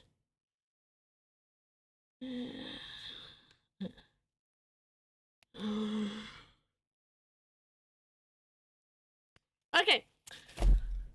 That is Catherine. Yeah, Tessa, you are now acid? This is boggling your poor Time Lord mind at the moment. Yeah, I was not ready for magic. No. But the one that you had been finding looks like they're hurt. It is now your turn.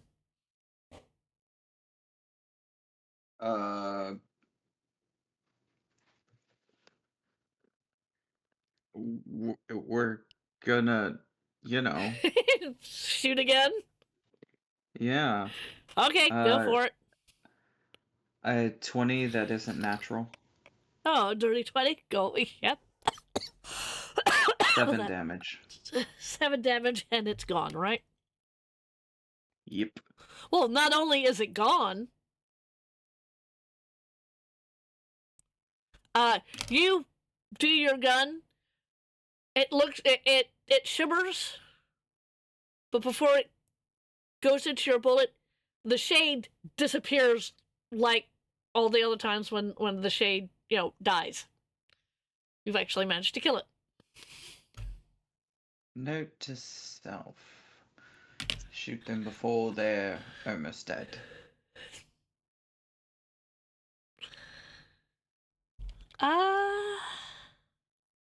Author, there is one left. Okay, so sheesh.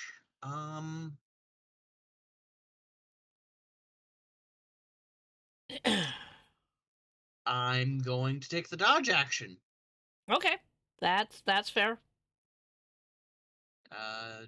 Yep.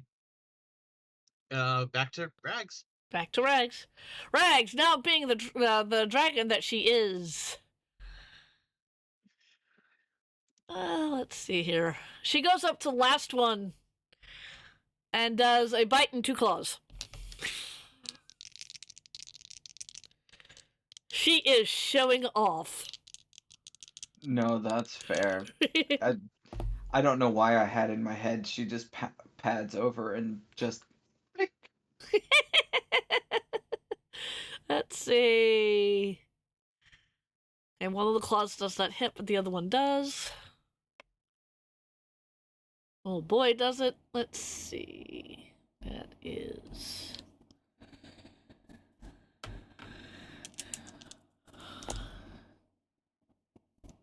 Uh, 6, 10.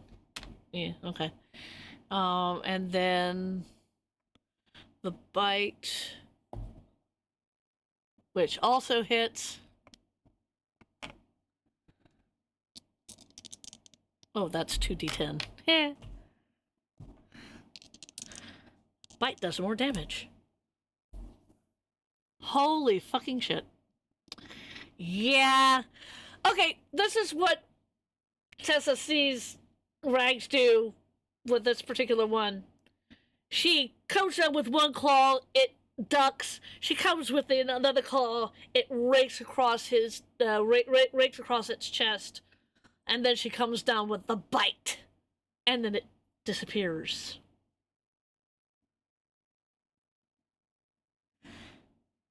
And you have effectively taken out all 6 of these wonderful Chrono Shades. You are now out of combat for the moment. Rags, we have to discuss some things. What? As you see the dragon kind of turn around and look at you, still same blue eyes, but dragon. Oh, and the tattoo, that never changed. It's still on her arm. It's bigger, more noticeable, but it's still there. How in bloody hell? Oh, well, okay. My mom got married. To her mom, pointing to Catherine. Yes. And I became first princess of the Empire of Anthem. And I got a gift. This. So technically, I'm a a Time Lord person that can change herself into a dragon. I mean, this is new. No, you don't say. Rags then kind of closes her eyes, and then you see the form shift back down into the cute little kobold that you know and love.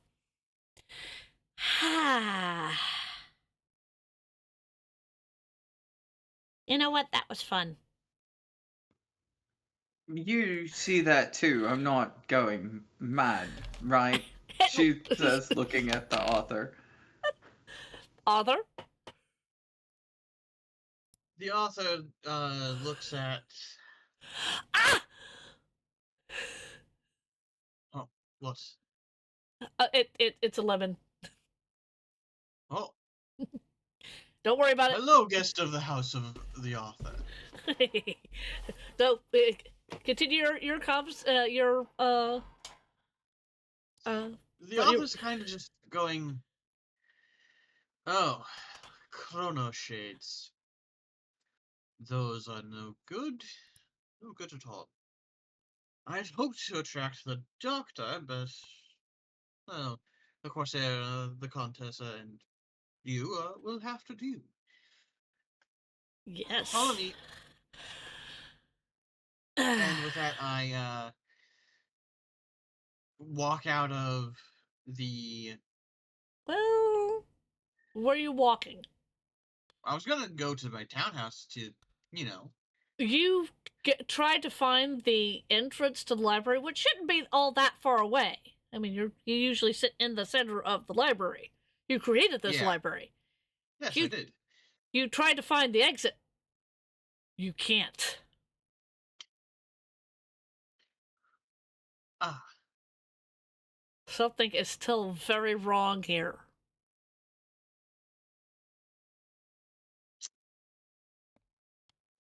I mean, I can go take a look, I suppose, and see from the sky how far we are from any one entrance. This, unfortunately, the bookshelves are floor to ceiling. Yeah, what he's saying is right. They're all floor to ceiling. You're not going to be able to see out. I mean, there are windows. You can see the windows. No, Catherine's saying that she's gonna fly up to the roof and see if she can find an entrance or exit or what have you. Right. Catherine's But the actually curious. She is actually going to take off and go towards the roof. Mm-hmm. And everyone will see her flip herself around, and she'll try walking towards the entrance on the ceiling. Okay.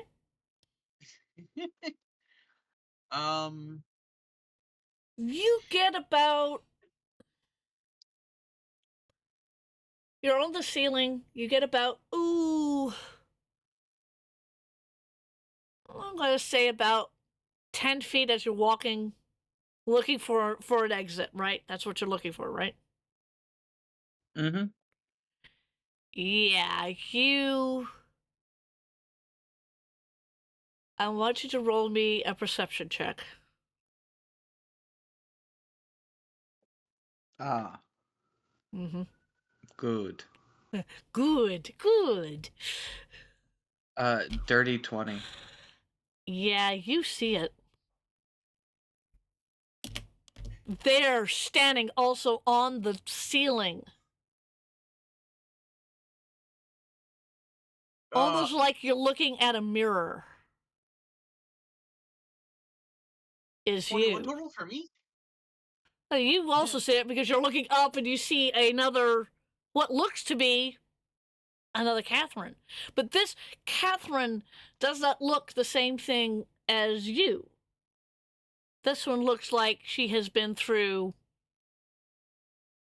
many, many battles. Her eyes aren't green, they're red. And she sneers at you.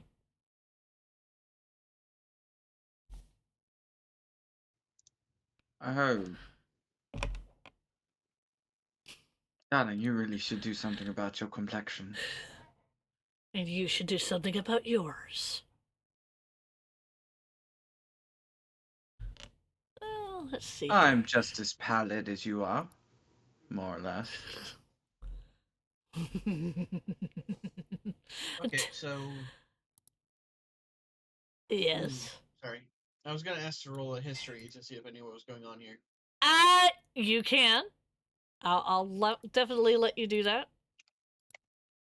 Oh yes, Tessa, if you want to also roll a perception to see what's going on the top of the roof, you may. You may not want to. That is completely up to you. Yeah, no. 14. 14. You see what's going on up there? You see the two Tessas? The two Oh, no, Catherines. two Catherines, not Tessas. I'm sorry. Yeah. And I'm just like, oh, And this has what never you're happened before. what you're also getting is that other Catherine is from a timeline that should not be. I know I called this place the Library of Lost Memories, but come on. That? Okay. Um,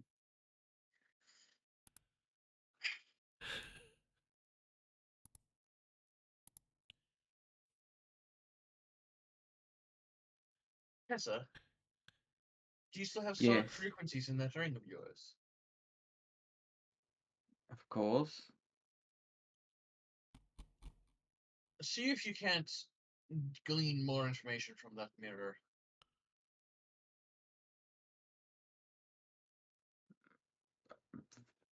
Very well.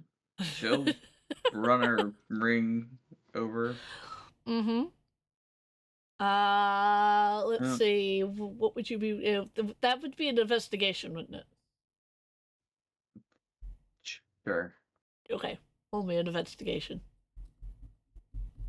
19. Yeah, this particular Catherine, as you're running a ring over it and looking at it and looking at the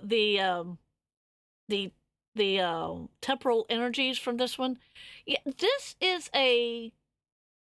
is Catherine from a timeline as if she made a different choice in her life.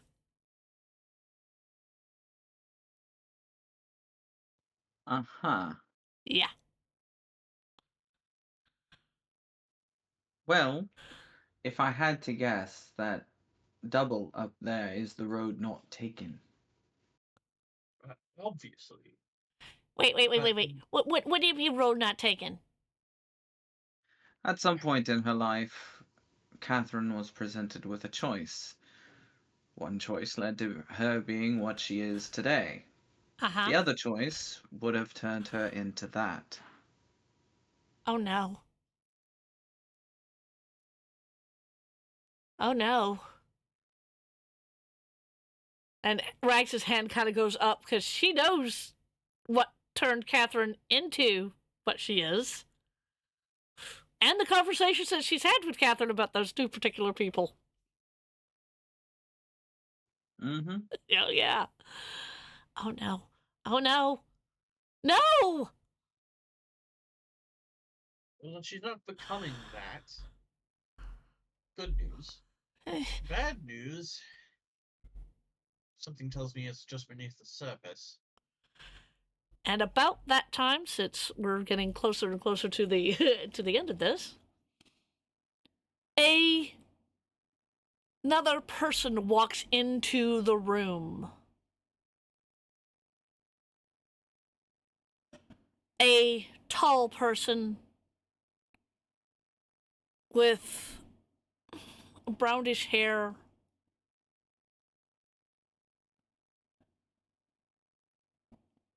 Uh, Kind of looks like it has remnants of glasses. And this person, and you see their body is partially composed of living text that's shifting pages, flickering script, broken quotes from histories that never happened. This person walks out and looks at the three of you on the ground and looks up and smiles. Ah, it seems like you found one of my edits.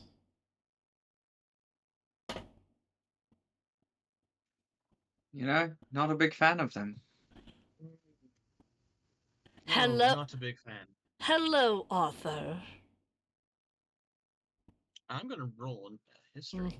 And so should Tessa. And Rag should too.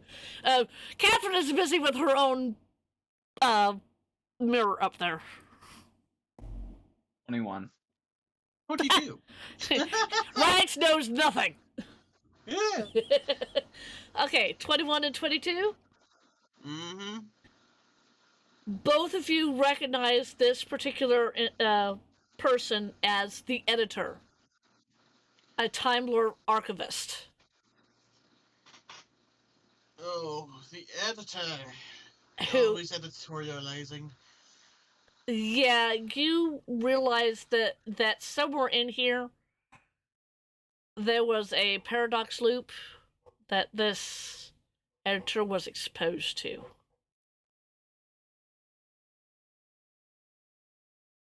Alright. Why touch my stories? Because they are affecting all stories. And I would like to edit them and make them perfect. Including yours. Yours and yours, and hers, making them all perfect. Mm. So I'm gonna go over to her. And I'm going to write amongst the text on her body. Well, Two it, words. it is shifting pages, flickering script, and broken histories. You're going to have to roll to hit her first. Okay, I will roll. The thing I'm going to be writing rather, is free will. Yeah. Okay. And Get advantage because Tessa's going to help by slowing down the script with her sonic. okay. It's either 21. It's a 21. Okay. You write these two words.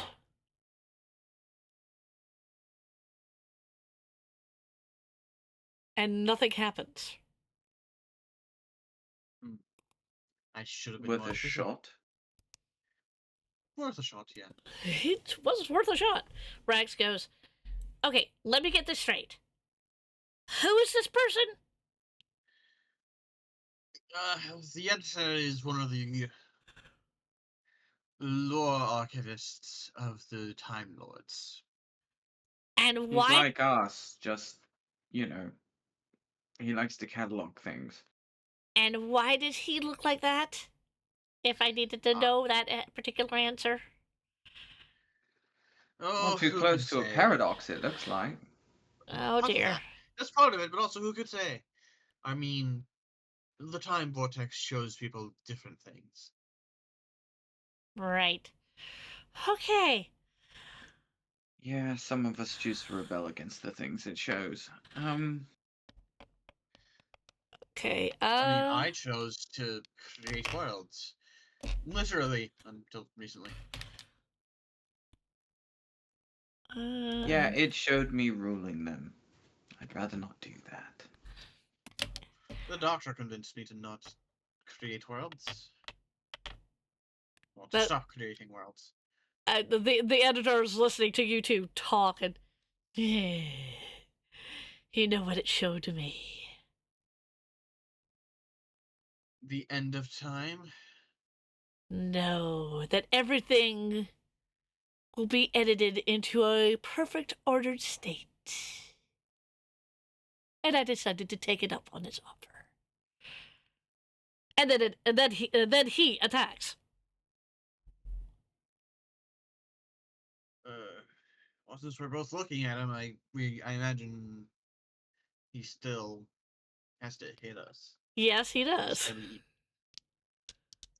Let's see. He is going to do a multi-attack. He pulls out 2 ink blades.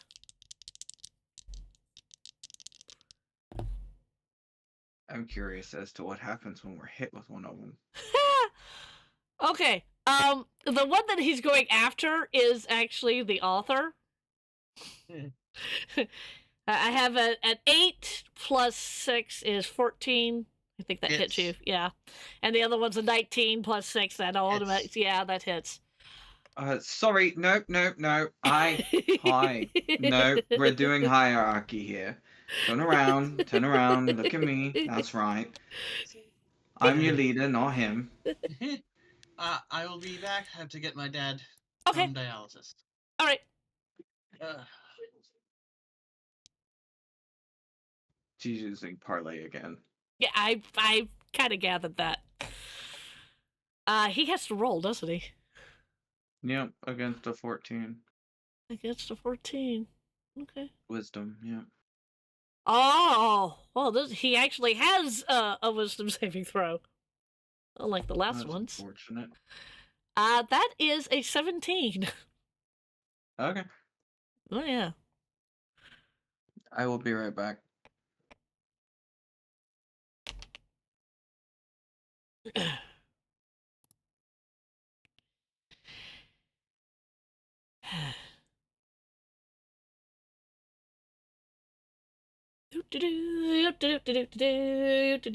As we sit here and wonder.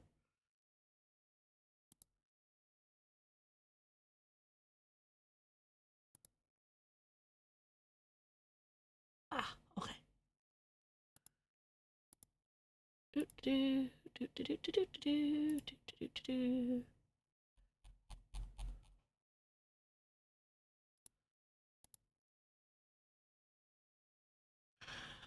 So my beautiful, wonderful watchers, if you're not caught up, slides into chat and sits there looking innocent as if they've been there all along.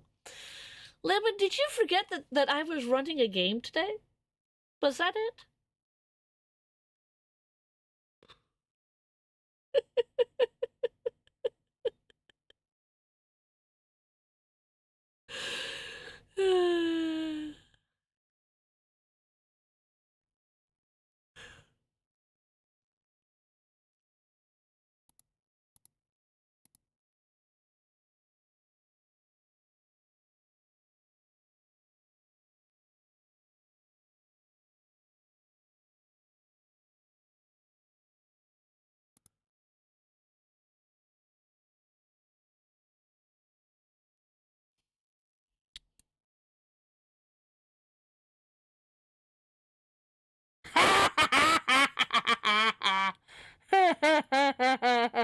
What? I've been here all along.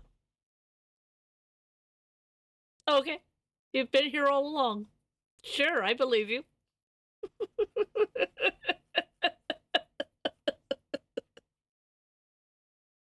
Nah, you're okay.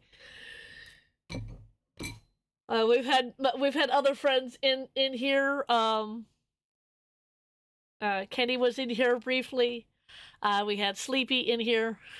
Actually, a friend asked me out for lunch. Then we got chatting, and oops. Yeah, I completely understand that. Yep.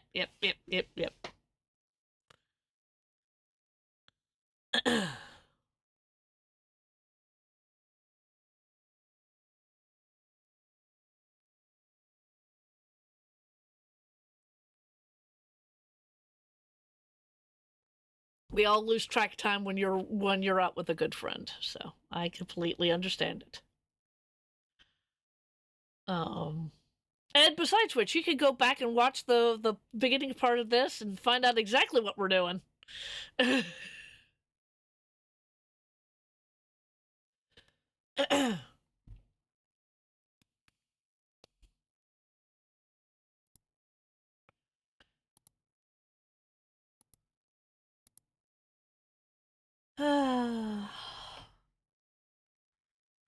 We're just waiting for people to get back.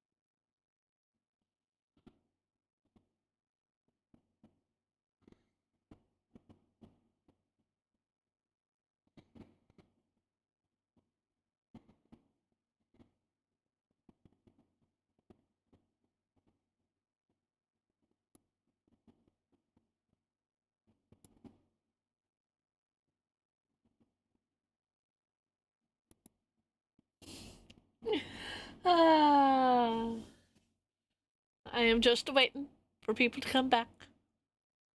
I'm back. Okay.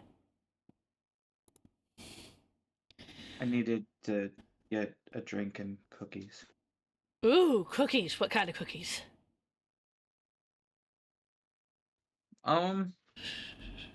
Not entirely sure.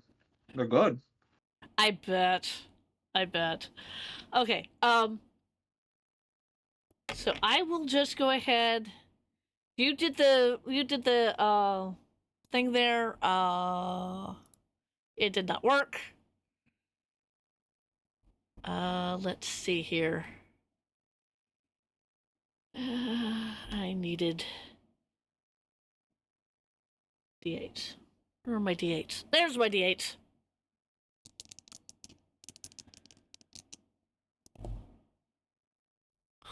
Oh, okay. That was unfortunate for him. Unfortunate for him, and he's not even here. I'll just write down the damage,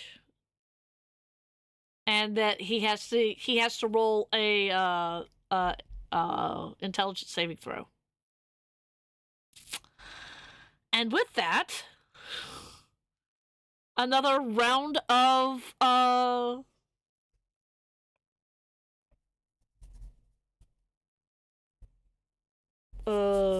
rolling for initiatives.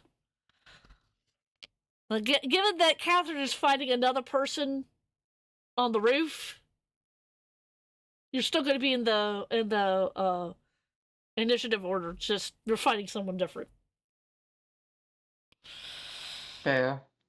Eh. She's got a 6 for initiative. Catherine does. Okay. And Tessa? 18. 18. Wow. We'll wait for my friend to get back before I ask him for his. Oh, wait, I need to pull up a. There we go.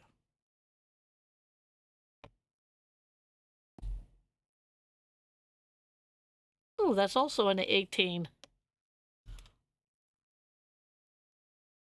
What is Tessa's dexterity modifier? 3. Yeah, Rax is going ahead of you. I imagined. Eh.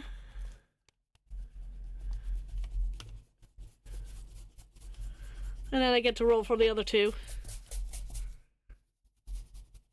So reset the thing there. Okay. He goes. Let's see.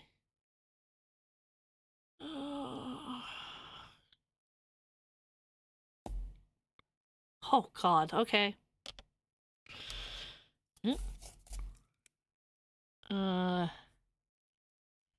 Editor, and then not that way. Haha.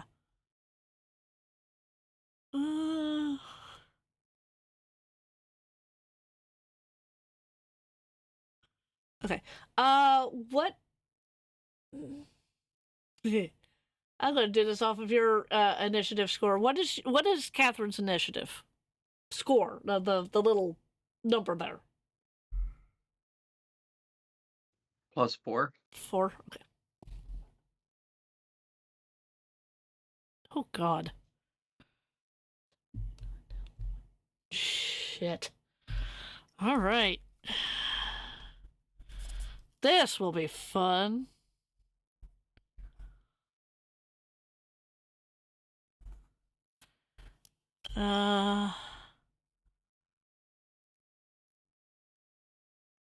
Rags.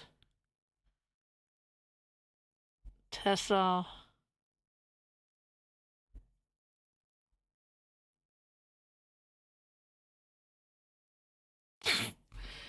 Catherine, you're on the bottom of the list here. I know. Okay. Well, it's evil Catherine first against regular Catherine. So let's see how this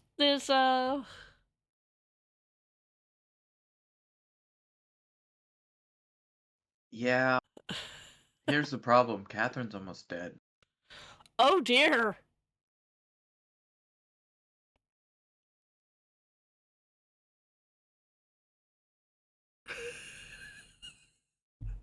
Okay. Yeah.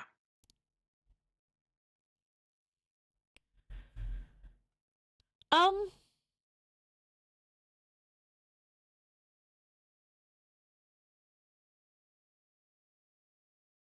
Rags is before you. So. Oh, that's good. Yeah.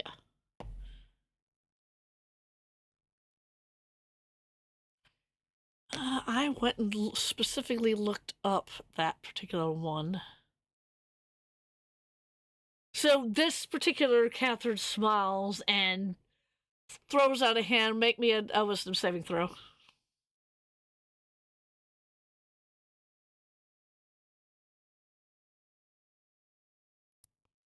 $11. Okay.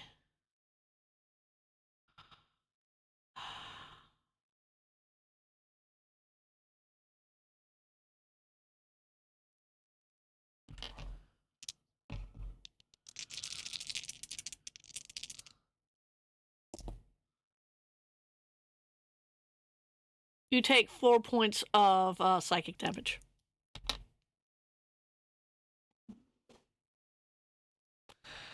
Basically, what this particular evil Catherine cast on you was dissonant whispers. And you made the other check. And now it's the editor.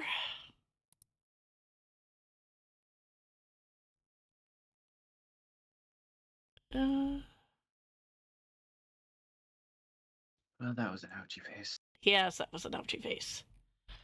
Yeah, he's going to switch his focus from the author to you, Tessa. No, wait. Yes, it is his turn because Rex goes next. Oh, jeez. 13 doesn't hit you, does it? No. Okay. But a nat 20 does.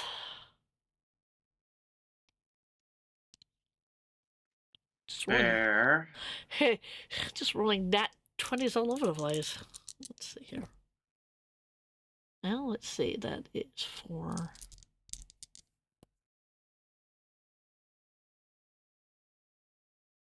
Plus 8 is 12. Okay, so that's 12 points of psychic damage, and you have to roll me a intelligence saving throw.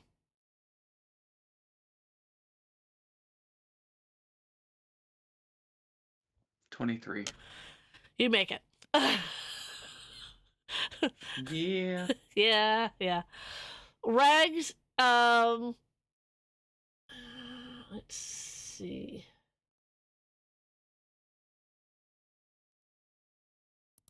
Hello. Hi. By the way, Yeah. you got 12 points of psychic damage, and you need to roll me a intelligence saving throw. Don't even bother. I fail. I'm dead. I'm down. Well, no. I'll roll a saving throw anyways, but like, I only had 11 HP left. Ah. Okay, that's fair. Then don't roll the saving throw because that's not going to. Oh Yeah. boy. Oh. So Rags, it's Rags' turn now. Oh, by the way, roll me a initiative Okay. just so they can be in the order.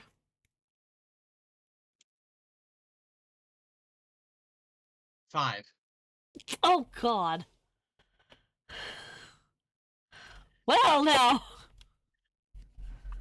you're following poor Catherine.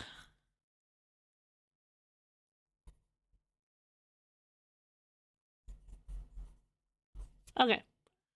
Okay. And then the evil and then the editor goes, and it's now Rags' turn. Rags looks down at you, looks up at Catherine.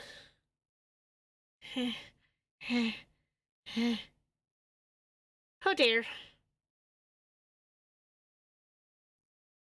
And that's why I was looking up a different thing for her. As this is going to be fun.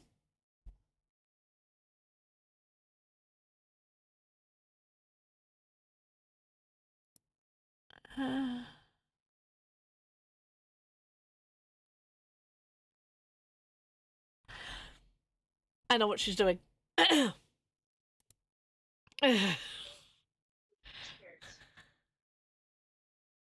um, this is what she's doing.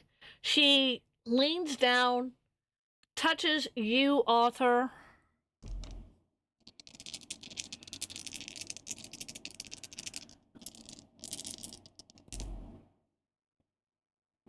You get 9 points, 9 plot points back. 9 hit points, whatever. Yeah, I don't have to roll death saves. No, you don't. And then she looks up at Catherine. Oh dear. Heh. And I hate myself in the morning.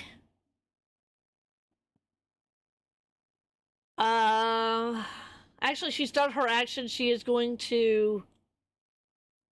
She's not in active melee with the editor, so she is going to move toward, or more or less under where you are, Catherine.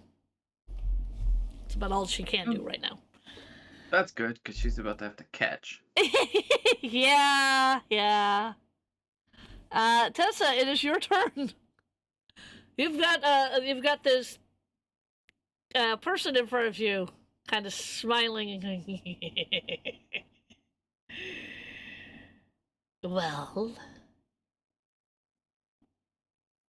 First off, your breath smells. You need an Altoid. Second, I wonder something, editor. Can you dodge a bullet?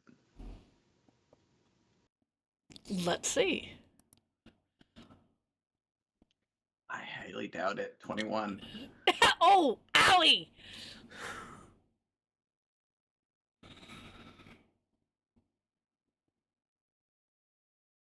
And 9 damage. And 9 damage.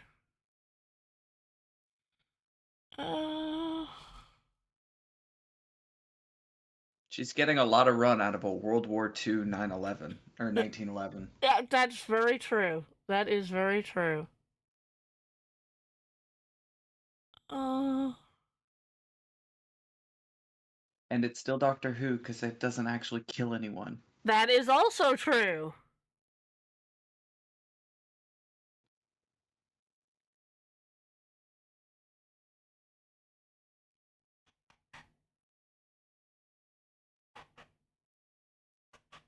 All right.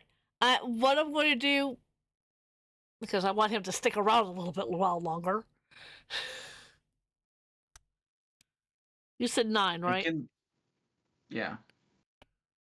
And you were saying, I'm sorry, I cut you off. Oh, I was gonna say the bullet could have just taken some of the text away. Yeah, that's kind of what I was planning on doing. The it takes some of the text away.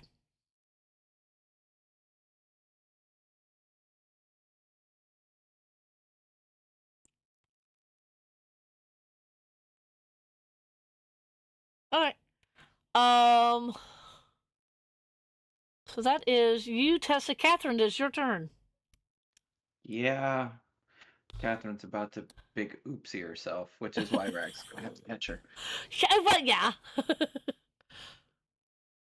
Well, you don't know what I'm doing yet. She is going to, at great risk to herself, activate her radiant form. Does she still have Craven Edge out? Uh, actually, yeah. So Yeah. maybe she can't do that yet.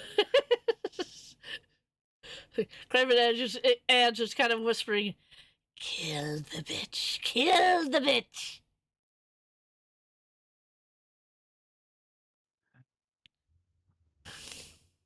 Well, there's a mild problem with that because she's gonna kill us first. Yeah. All right. You can kind of hear the sword kind of kind of And yeah. she'll dismiss it and activate her radiant form, giving herself her halo and all that good Mm. ASMR BS. Uh,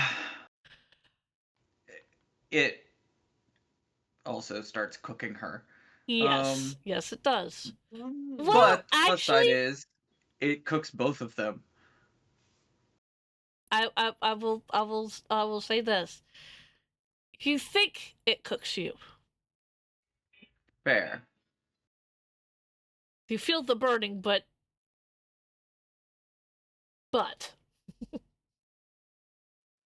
Yep. And uh then so what does this do? What kind of damage does it do to the other person in the room? it basically adds as a radiant kind of aura. Okay.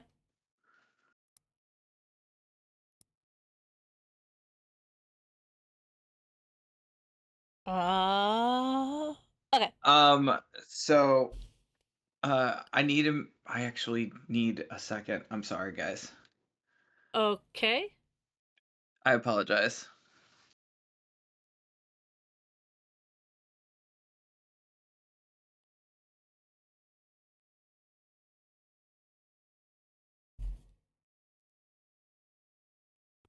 That's okay, because we're going to move on to the author anyway.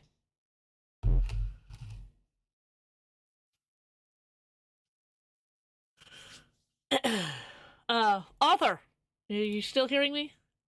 Yeah, I hear you. Oh, okay. I'm going to. Hmm.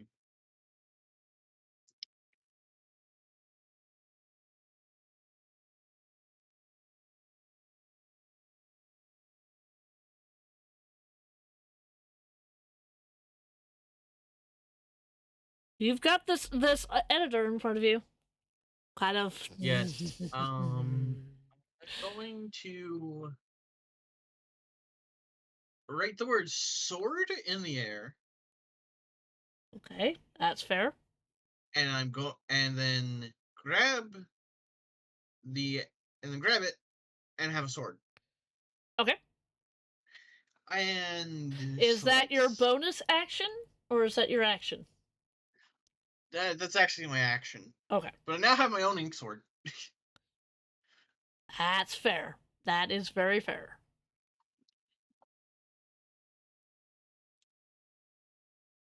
Um.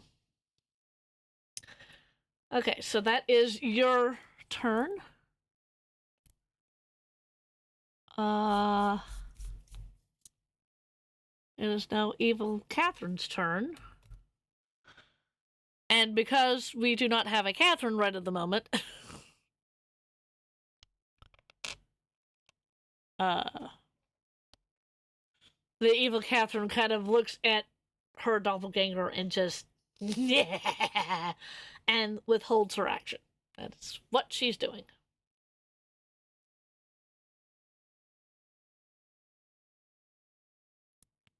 And now it's the editor's turn.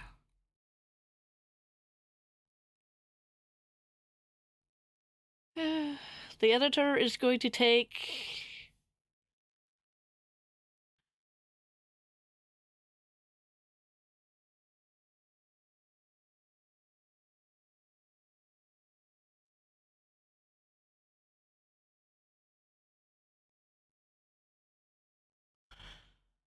is going to take a the first thing that well, let's see. No, that's going to be after his turn because I know what he rolled.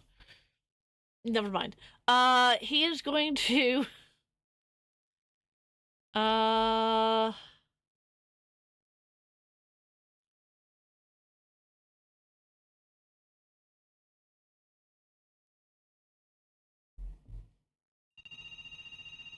Let's see here. Ah, okay. He is going to look at you, author, smiles. You used a, what did you use to write the sword? Was that an ability? That's something that I just imagine that my quill can do. Okay. Like, I don't seem armed, but I'm always armed. Yeah, that's for sure. I'm going to say that that's a trait that you used, last round. Yes. He looks at you. Sorry, caretaker call. That's what that was. Sorry. You're fine. I'm going to say that the thing that you did to turn into your radiant form took up an action. Yep. Okay. The editor looks at you and goes, "Redact. Roll me a wisdom saving throw." Okay. Not you, Mega. Oh. Yeah, because the evil Catherine because we didn't have you there, the evil Catherine just kind of looked at you and withheld her action. Because I didn't want her to hit you while you weren't there. Yeah. So, Mega, please roll me a wisdom saving throw. Okay. Oh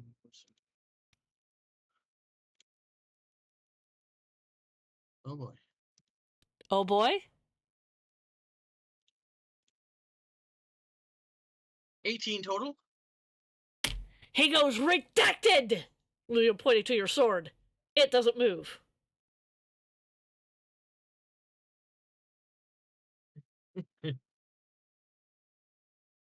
Well, And that... seems the author is mightier than the editor after all.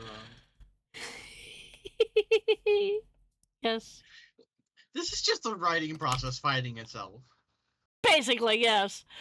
That's unfortunate. It is. And it's now Rax's turn. She is still underneath you, Catherine. Mm-hmm. She closes her eyes, and she transfers back into the young copper dragon. Which, that makes her a large dragon. Yep. Yep. Luckily, she doesn't get any wider, just longer. Yeah, very much so. Taller. Taller is the opt word there. Like her head, it doesn't go all the way up to the top of the library, but it gets close, which is where Catherine is right at the moment.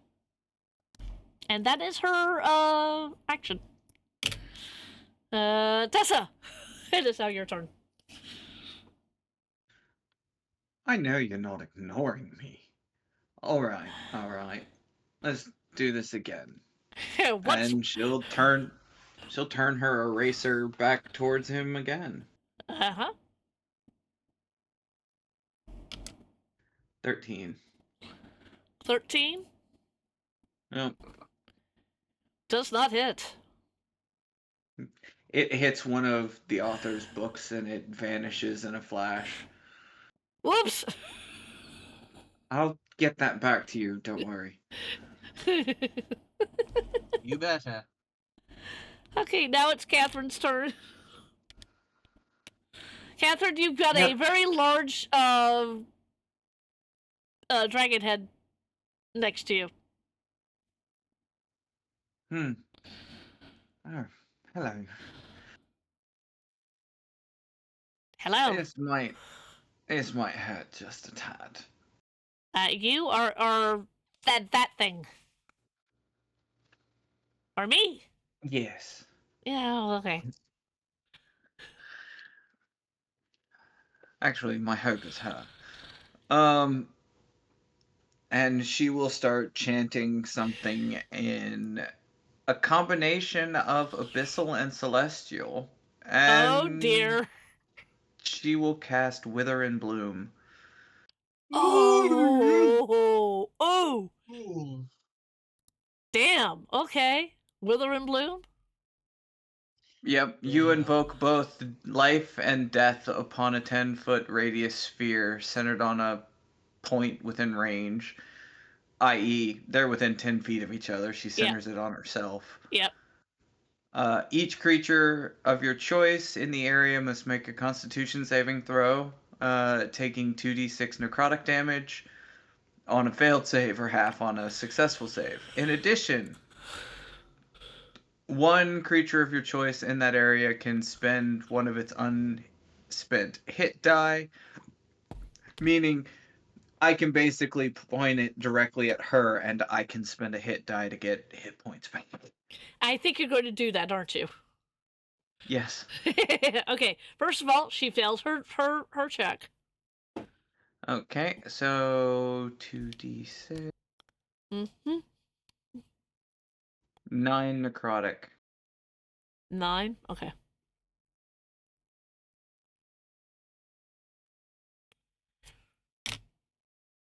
She goes. And I get 5 hit points back. You do.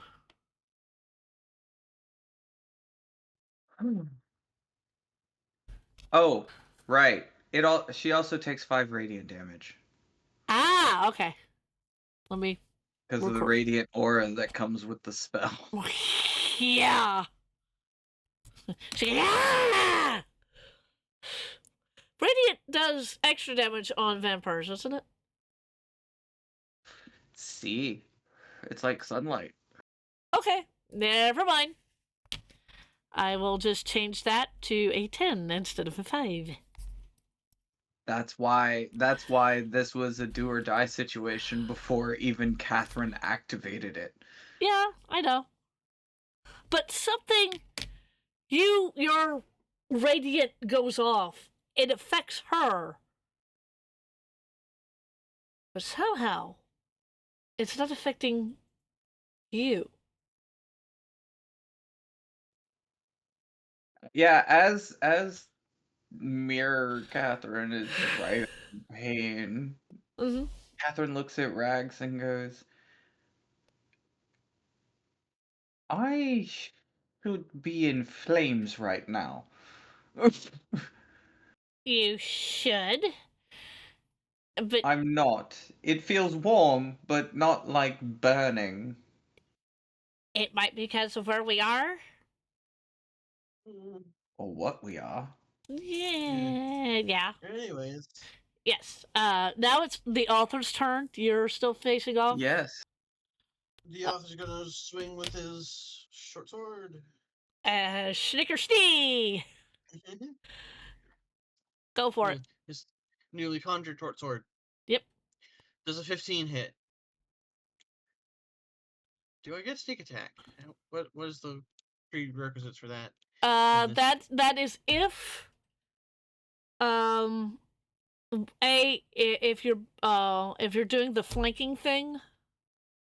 There's no one near me, is there? There is actually Tessa. Yeah, Oh, Tessa. Tessa. So can I do the flanking thing? Yes. Yes, you can. I'll do the flanking thing.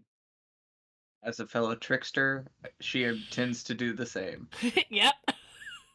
Well, at least one of us moved into position before the other. Yes. And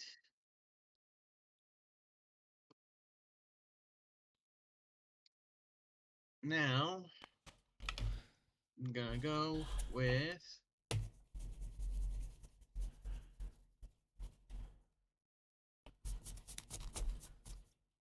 um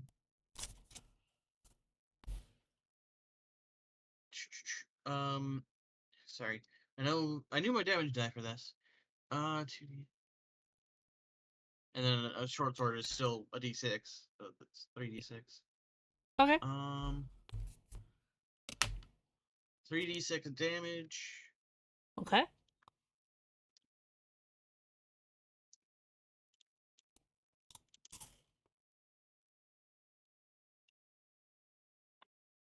Plus my dex. Mm-hmm. That is 15 slashing damage. 15? Okay. Mm-hmm.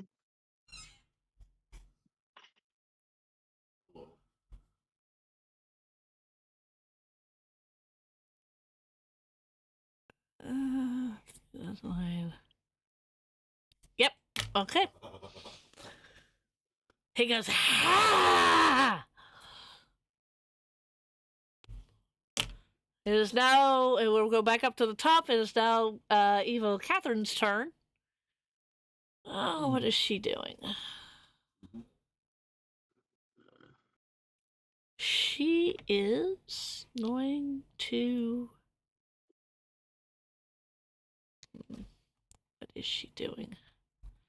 Because she's basically a mirror of what you are, Catherine. I'm trying to... She might have a full Delilah mode. Yeah.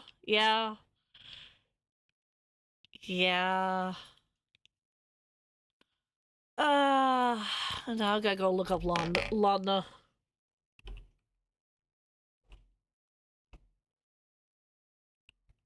Armor. If you only hit your torso, then you hit your armor plate. Your armor plate will stop the first. Will stop the first blow from killing you. We'll have to stop the second.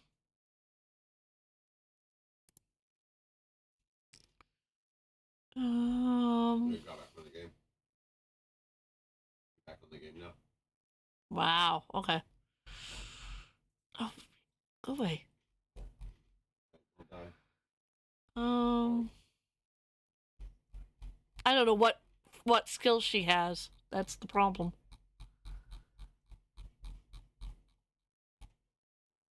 I have her stats, but that's all I've got. Let's see. Here, give me a sec. I'll give you the link of her character sheet. That's right. She has a character sheet, doesn't she? I mean, yeah, 'cause I have one. Yeah,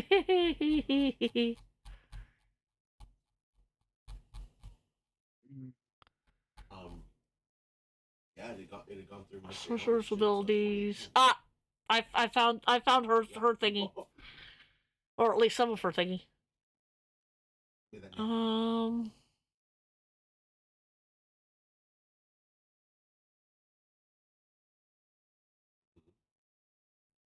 Except it doesn't do what I want it to do.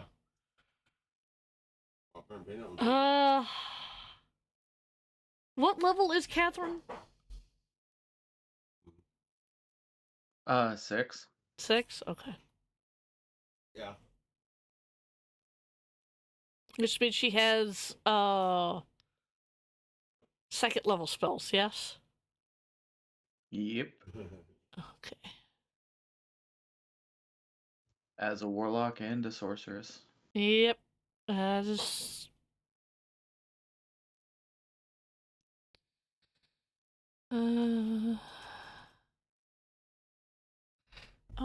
okay.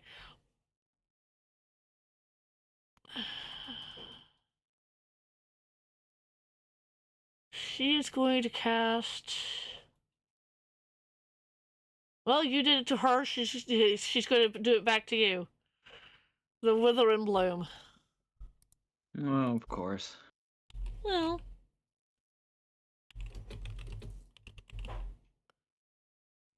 My con save is 19. Oh, okay.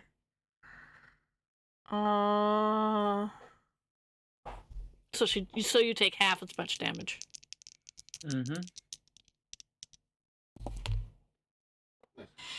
That is 8, so that is 4 points of necrotic damage. Yep. All done. Yep. And she's not going to take advantage of the gaining extra hit points. That's fair. I'm sorry, I'm getting called away again. Okay. It is the editor's turn. And he is going to. Oh, what is he doing? I have it. I think it's superheated gas. I think you shoot it explodes. Oh, what is he doing? No, I don't want to check and find He out. is. Good. That's all I know. That's all I want.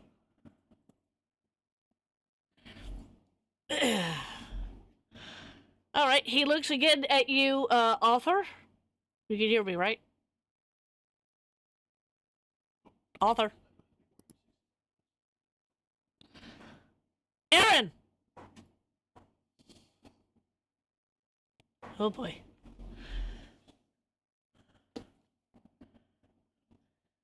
Just a minute, folks. I'll be right back.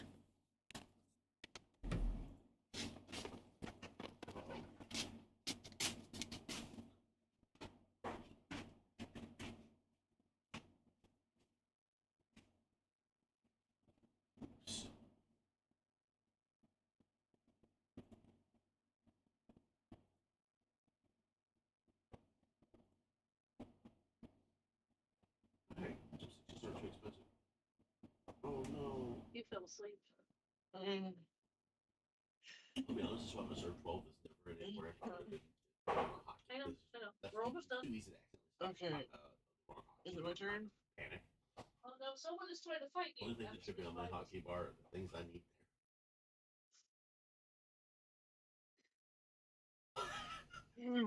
Sorry. Tequila. That's terrifying.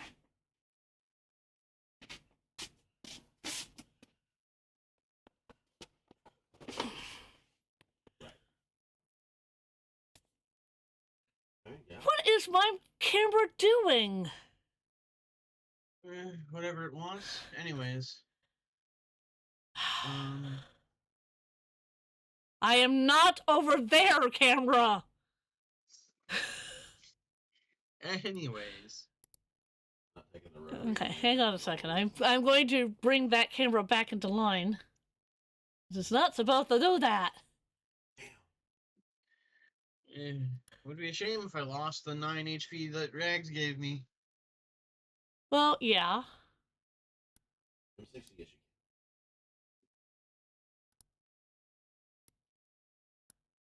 Hey, no, you're not supposed to go that way. Eh, Come on.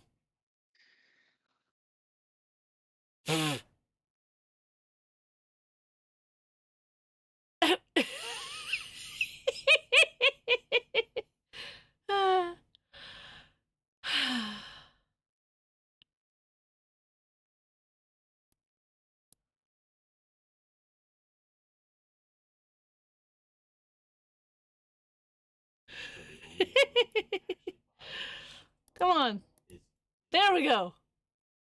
Can't bite on It's very handy to be able to nudge like that, but someone's always having to nudge me. Okay. It's the editor, and he is going to look at you. Actually, you haven't had a film. Okay. He looks at you and goes, "Reality edit." Make a wisdom saving throw, please.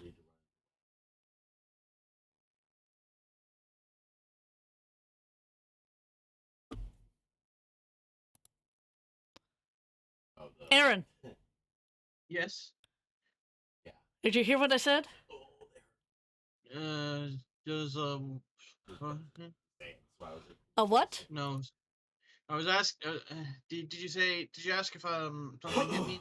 No, make a wisdom saving throw. Right.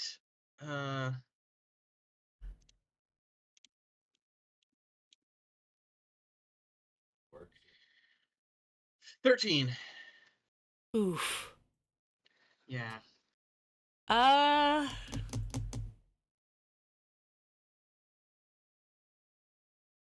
Have you had a failed action? Don't believe so. Okay. So he goes, reality edit! Something shivers around you.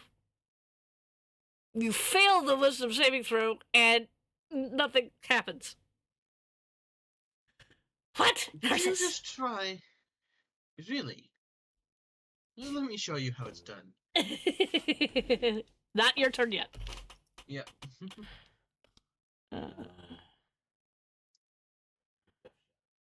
Okay. I am back, sorry. Huh? Oh, I am back, sorry. that's fine. It is now Rags' turn. And Rags, being this particular tall, looks around. Because we do need to end this. Yeah. Looks around. And what she sees... Actually, she's going to roll a perception check first.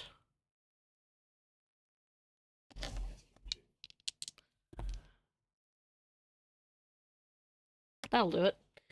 What she sees is she sees the paradoxal energy for where she is.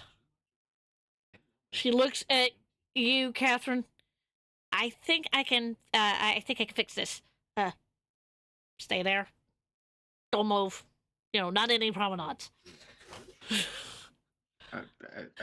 Okay. Cool. Wanders over to where she sees the paradoxal energy. She holds out her hand. It glows blue.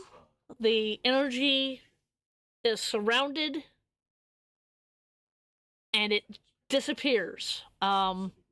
This causes the evil Catherine to scream in agony and go poof. Goody. And it makes the editor also kind of scream in agony and just kind of crumple to the floor. Nice. Thank you.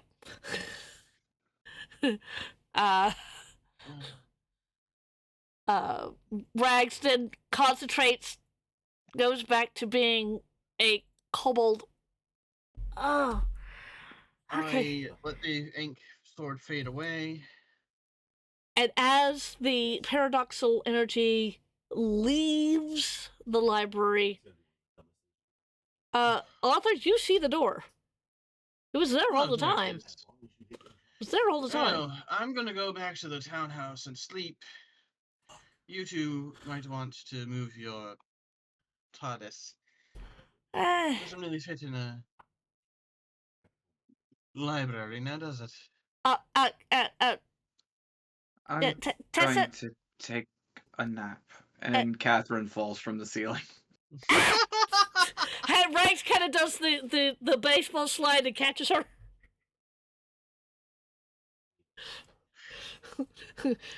Run! Ha! Anyways. Let's see. Oh, yeah, right, sure. I'm not going to miss this shot. She didn't. Okay. She catches Catherine. She looks up at Tessa. Tessa, I think we fixed the problem. I'm getting... Right, doesn't it? Yeah, why don't we, leave here? Arthur? Yes. It was very nice to meet you. It was nice to meet you too. I hope we get to visit you again. This is a wonderful library. Just don't get any more paradoxal energies in here. Oh, I should not.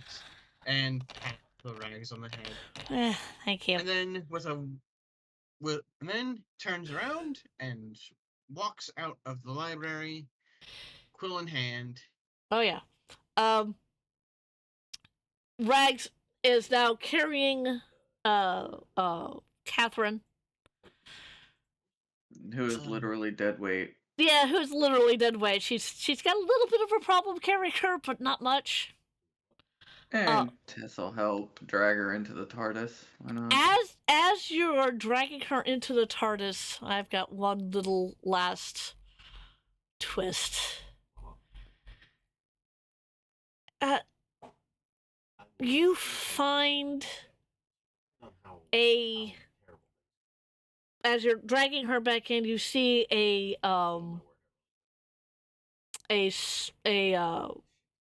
kind of a tattered tome that upon it it's written the prophecy of an empress unwritten.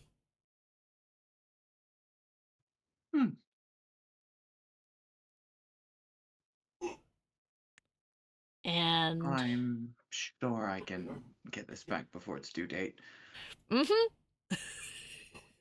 So you pick up the book? Yeah. Yep. You bring it into the TARDIS. Rags kind of props Catherine like on one of the couches at this point. Rags kind of then. Karthus has been following all this. I just haven't had Karthus in any of the fights. I completely forgot about Karthus. Karthus kind of follows along just like a dog would, still in its massive form. Goes back into the TARDIS, the thing drops, and it's still that terrifying hellhound creature that wags its tail, kind of does kind of nudges Catherine's arm a little, does 3 circles, and then just kind of lies down. You've ever seen dogs do that? Yes, I have. Rags smiles. Good dog. Kind of curls up on the floor next to Catherine. I think I'm going to take a little nappy nap too. This is taking a lot out of me. Fair enough. And Rags goes to sleep. Yeah, she'll start the TARDIS and then start reading the book. And I will send you that particular prophecy. And that, my wonderful, wonderful time kobolds, is where this one-shot will end. Thank you. Megan, you can still hear me, right? I think Mega signed completely out. Okay. Yeah, it's just us. Yeah, he's exhausted. This was fun, but yeah, do the outro without me, please. I'm going to go lay down. That's fair. Fair enough. Fair enough.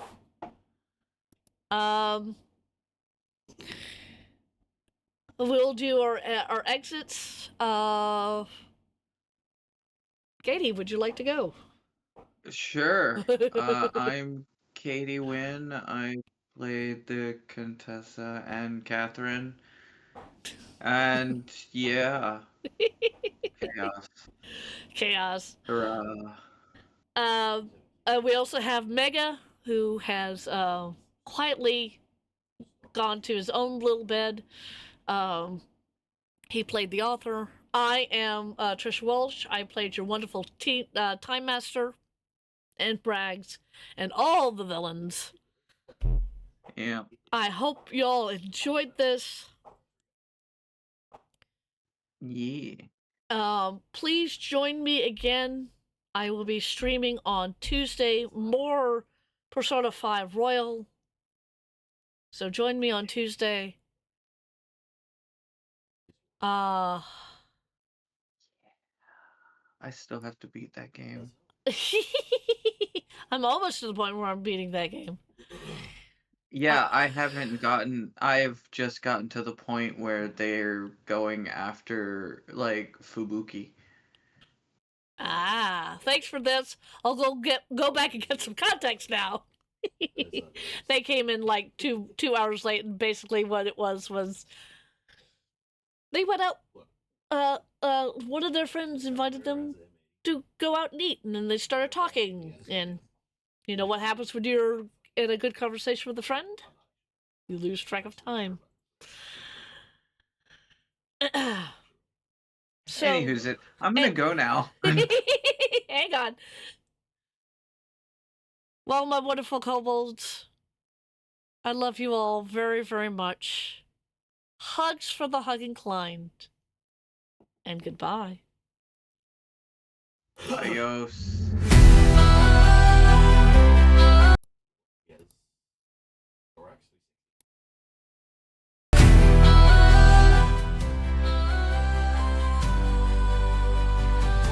I walked a world that never was, a dream sown deep in borrowed dust. The stars were ink, the skies were lies, but still we fought to realign. Each thread we touched began to fray. Each truth we knew was swept away. Yet in the cracks we saw the spark, a light that lived beyond the dark. And I won't forget the names, the blood, the fire, the games. We held the fall at bay until the story could remain. A universe may fade, but still the thread remains.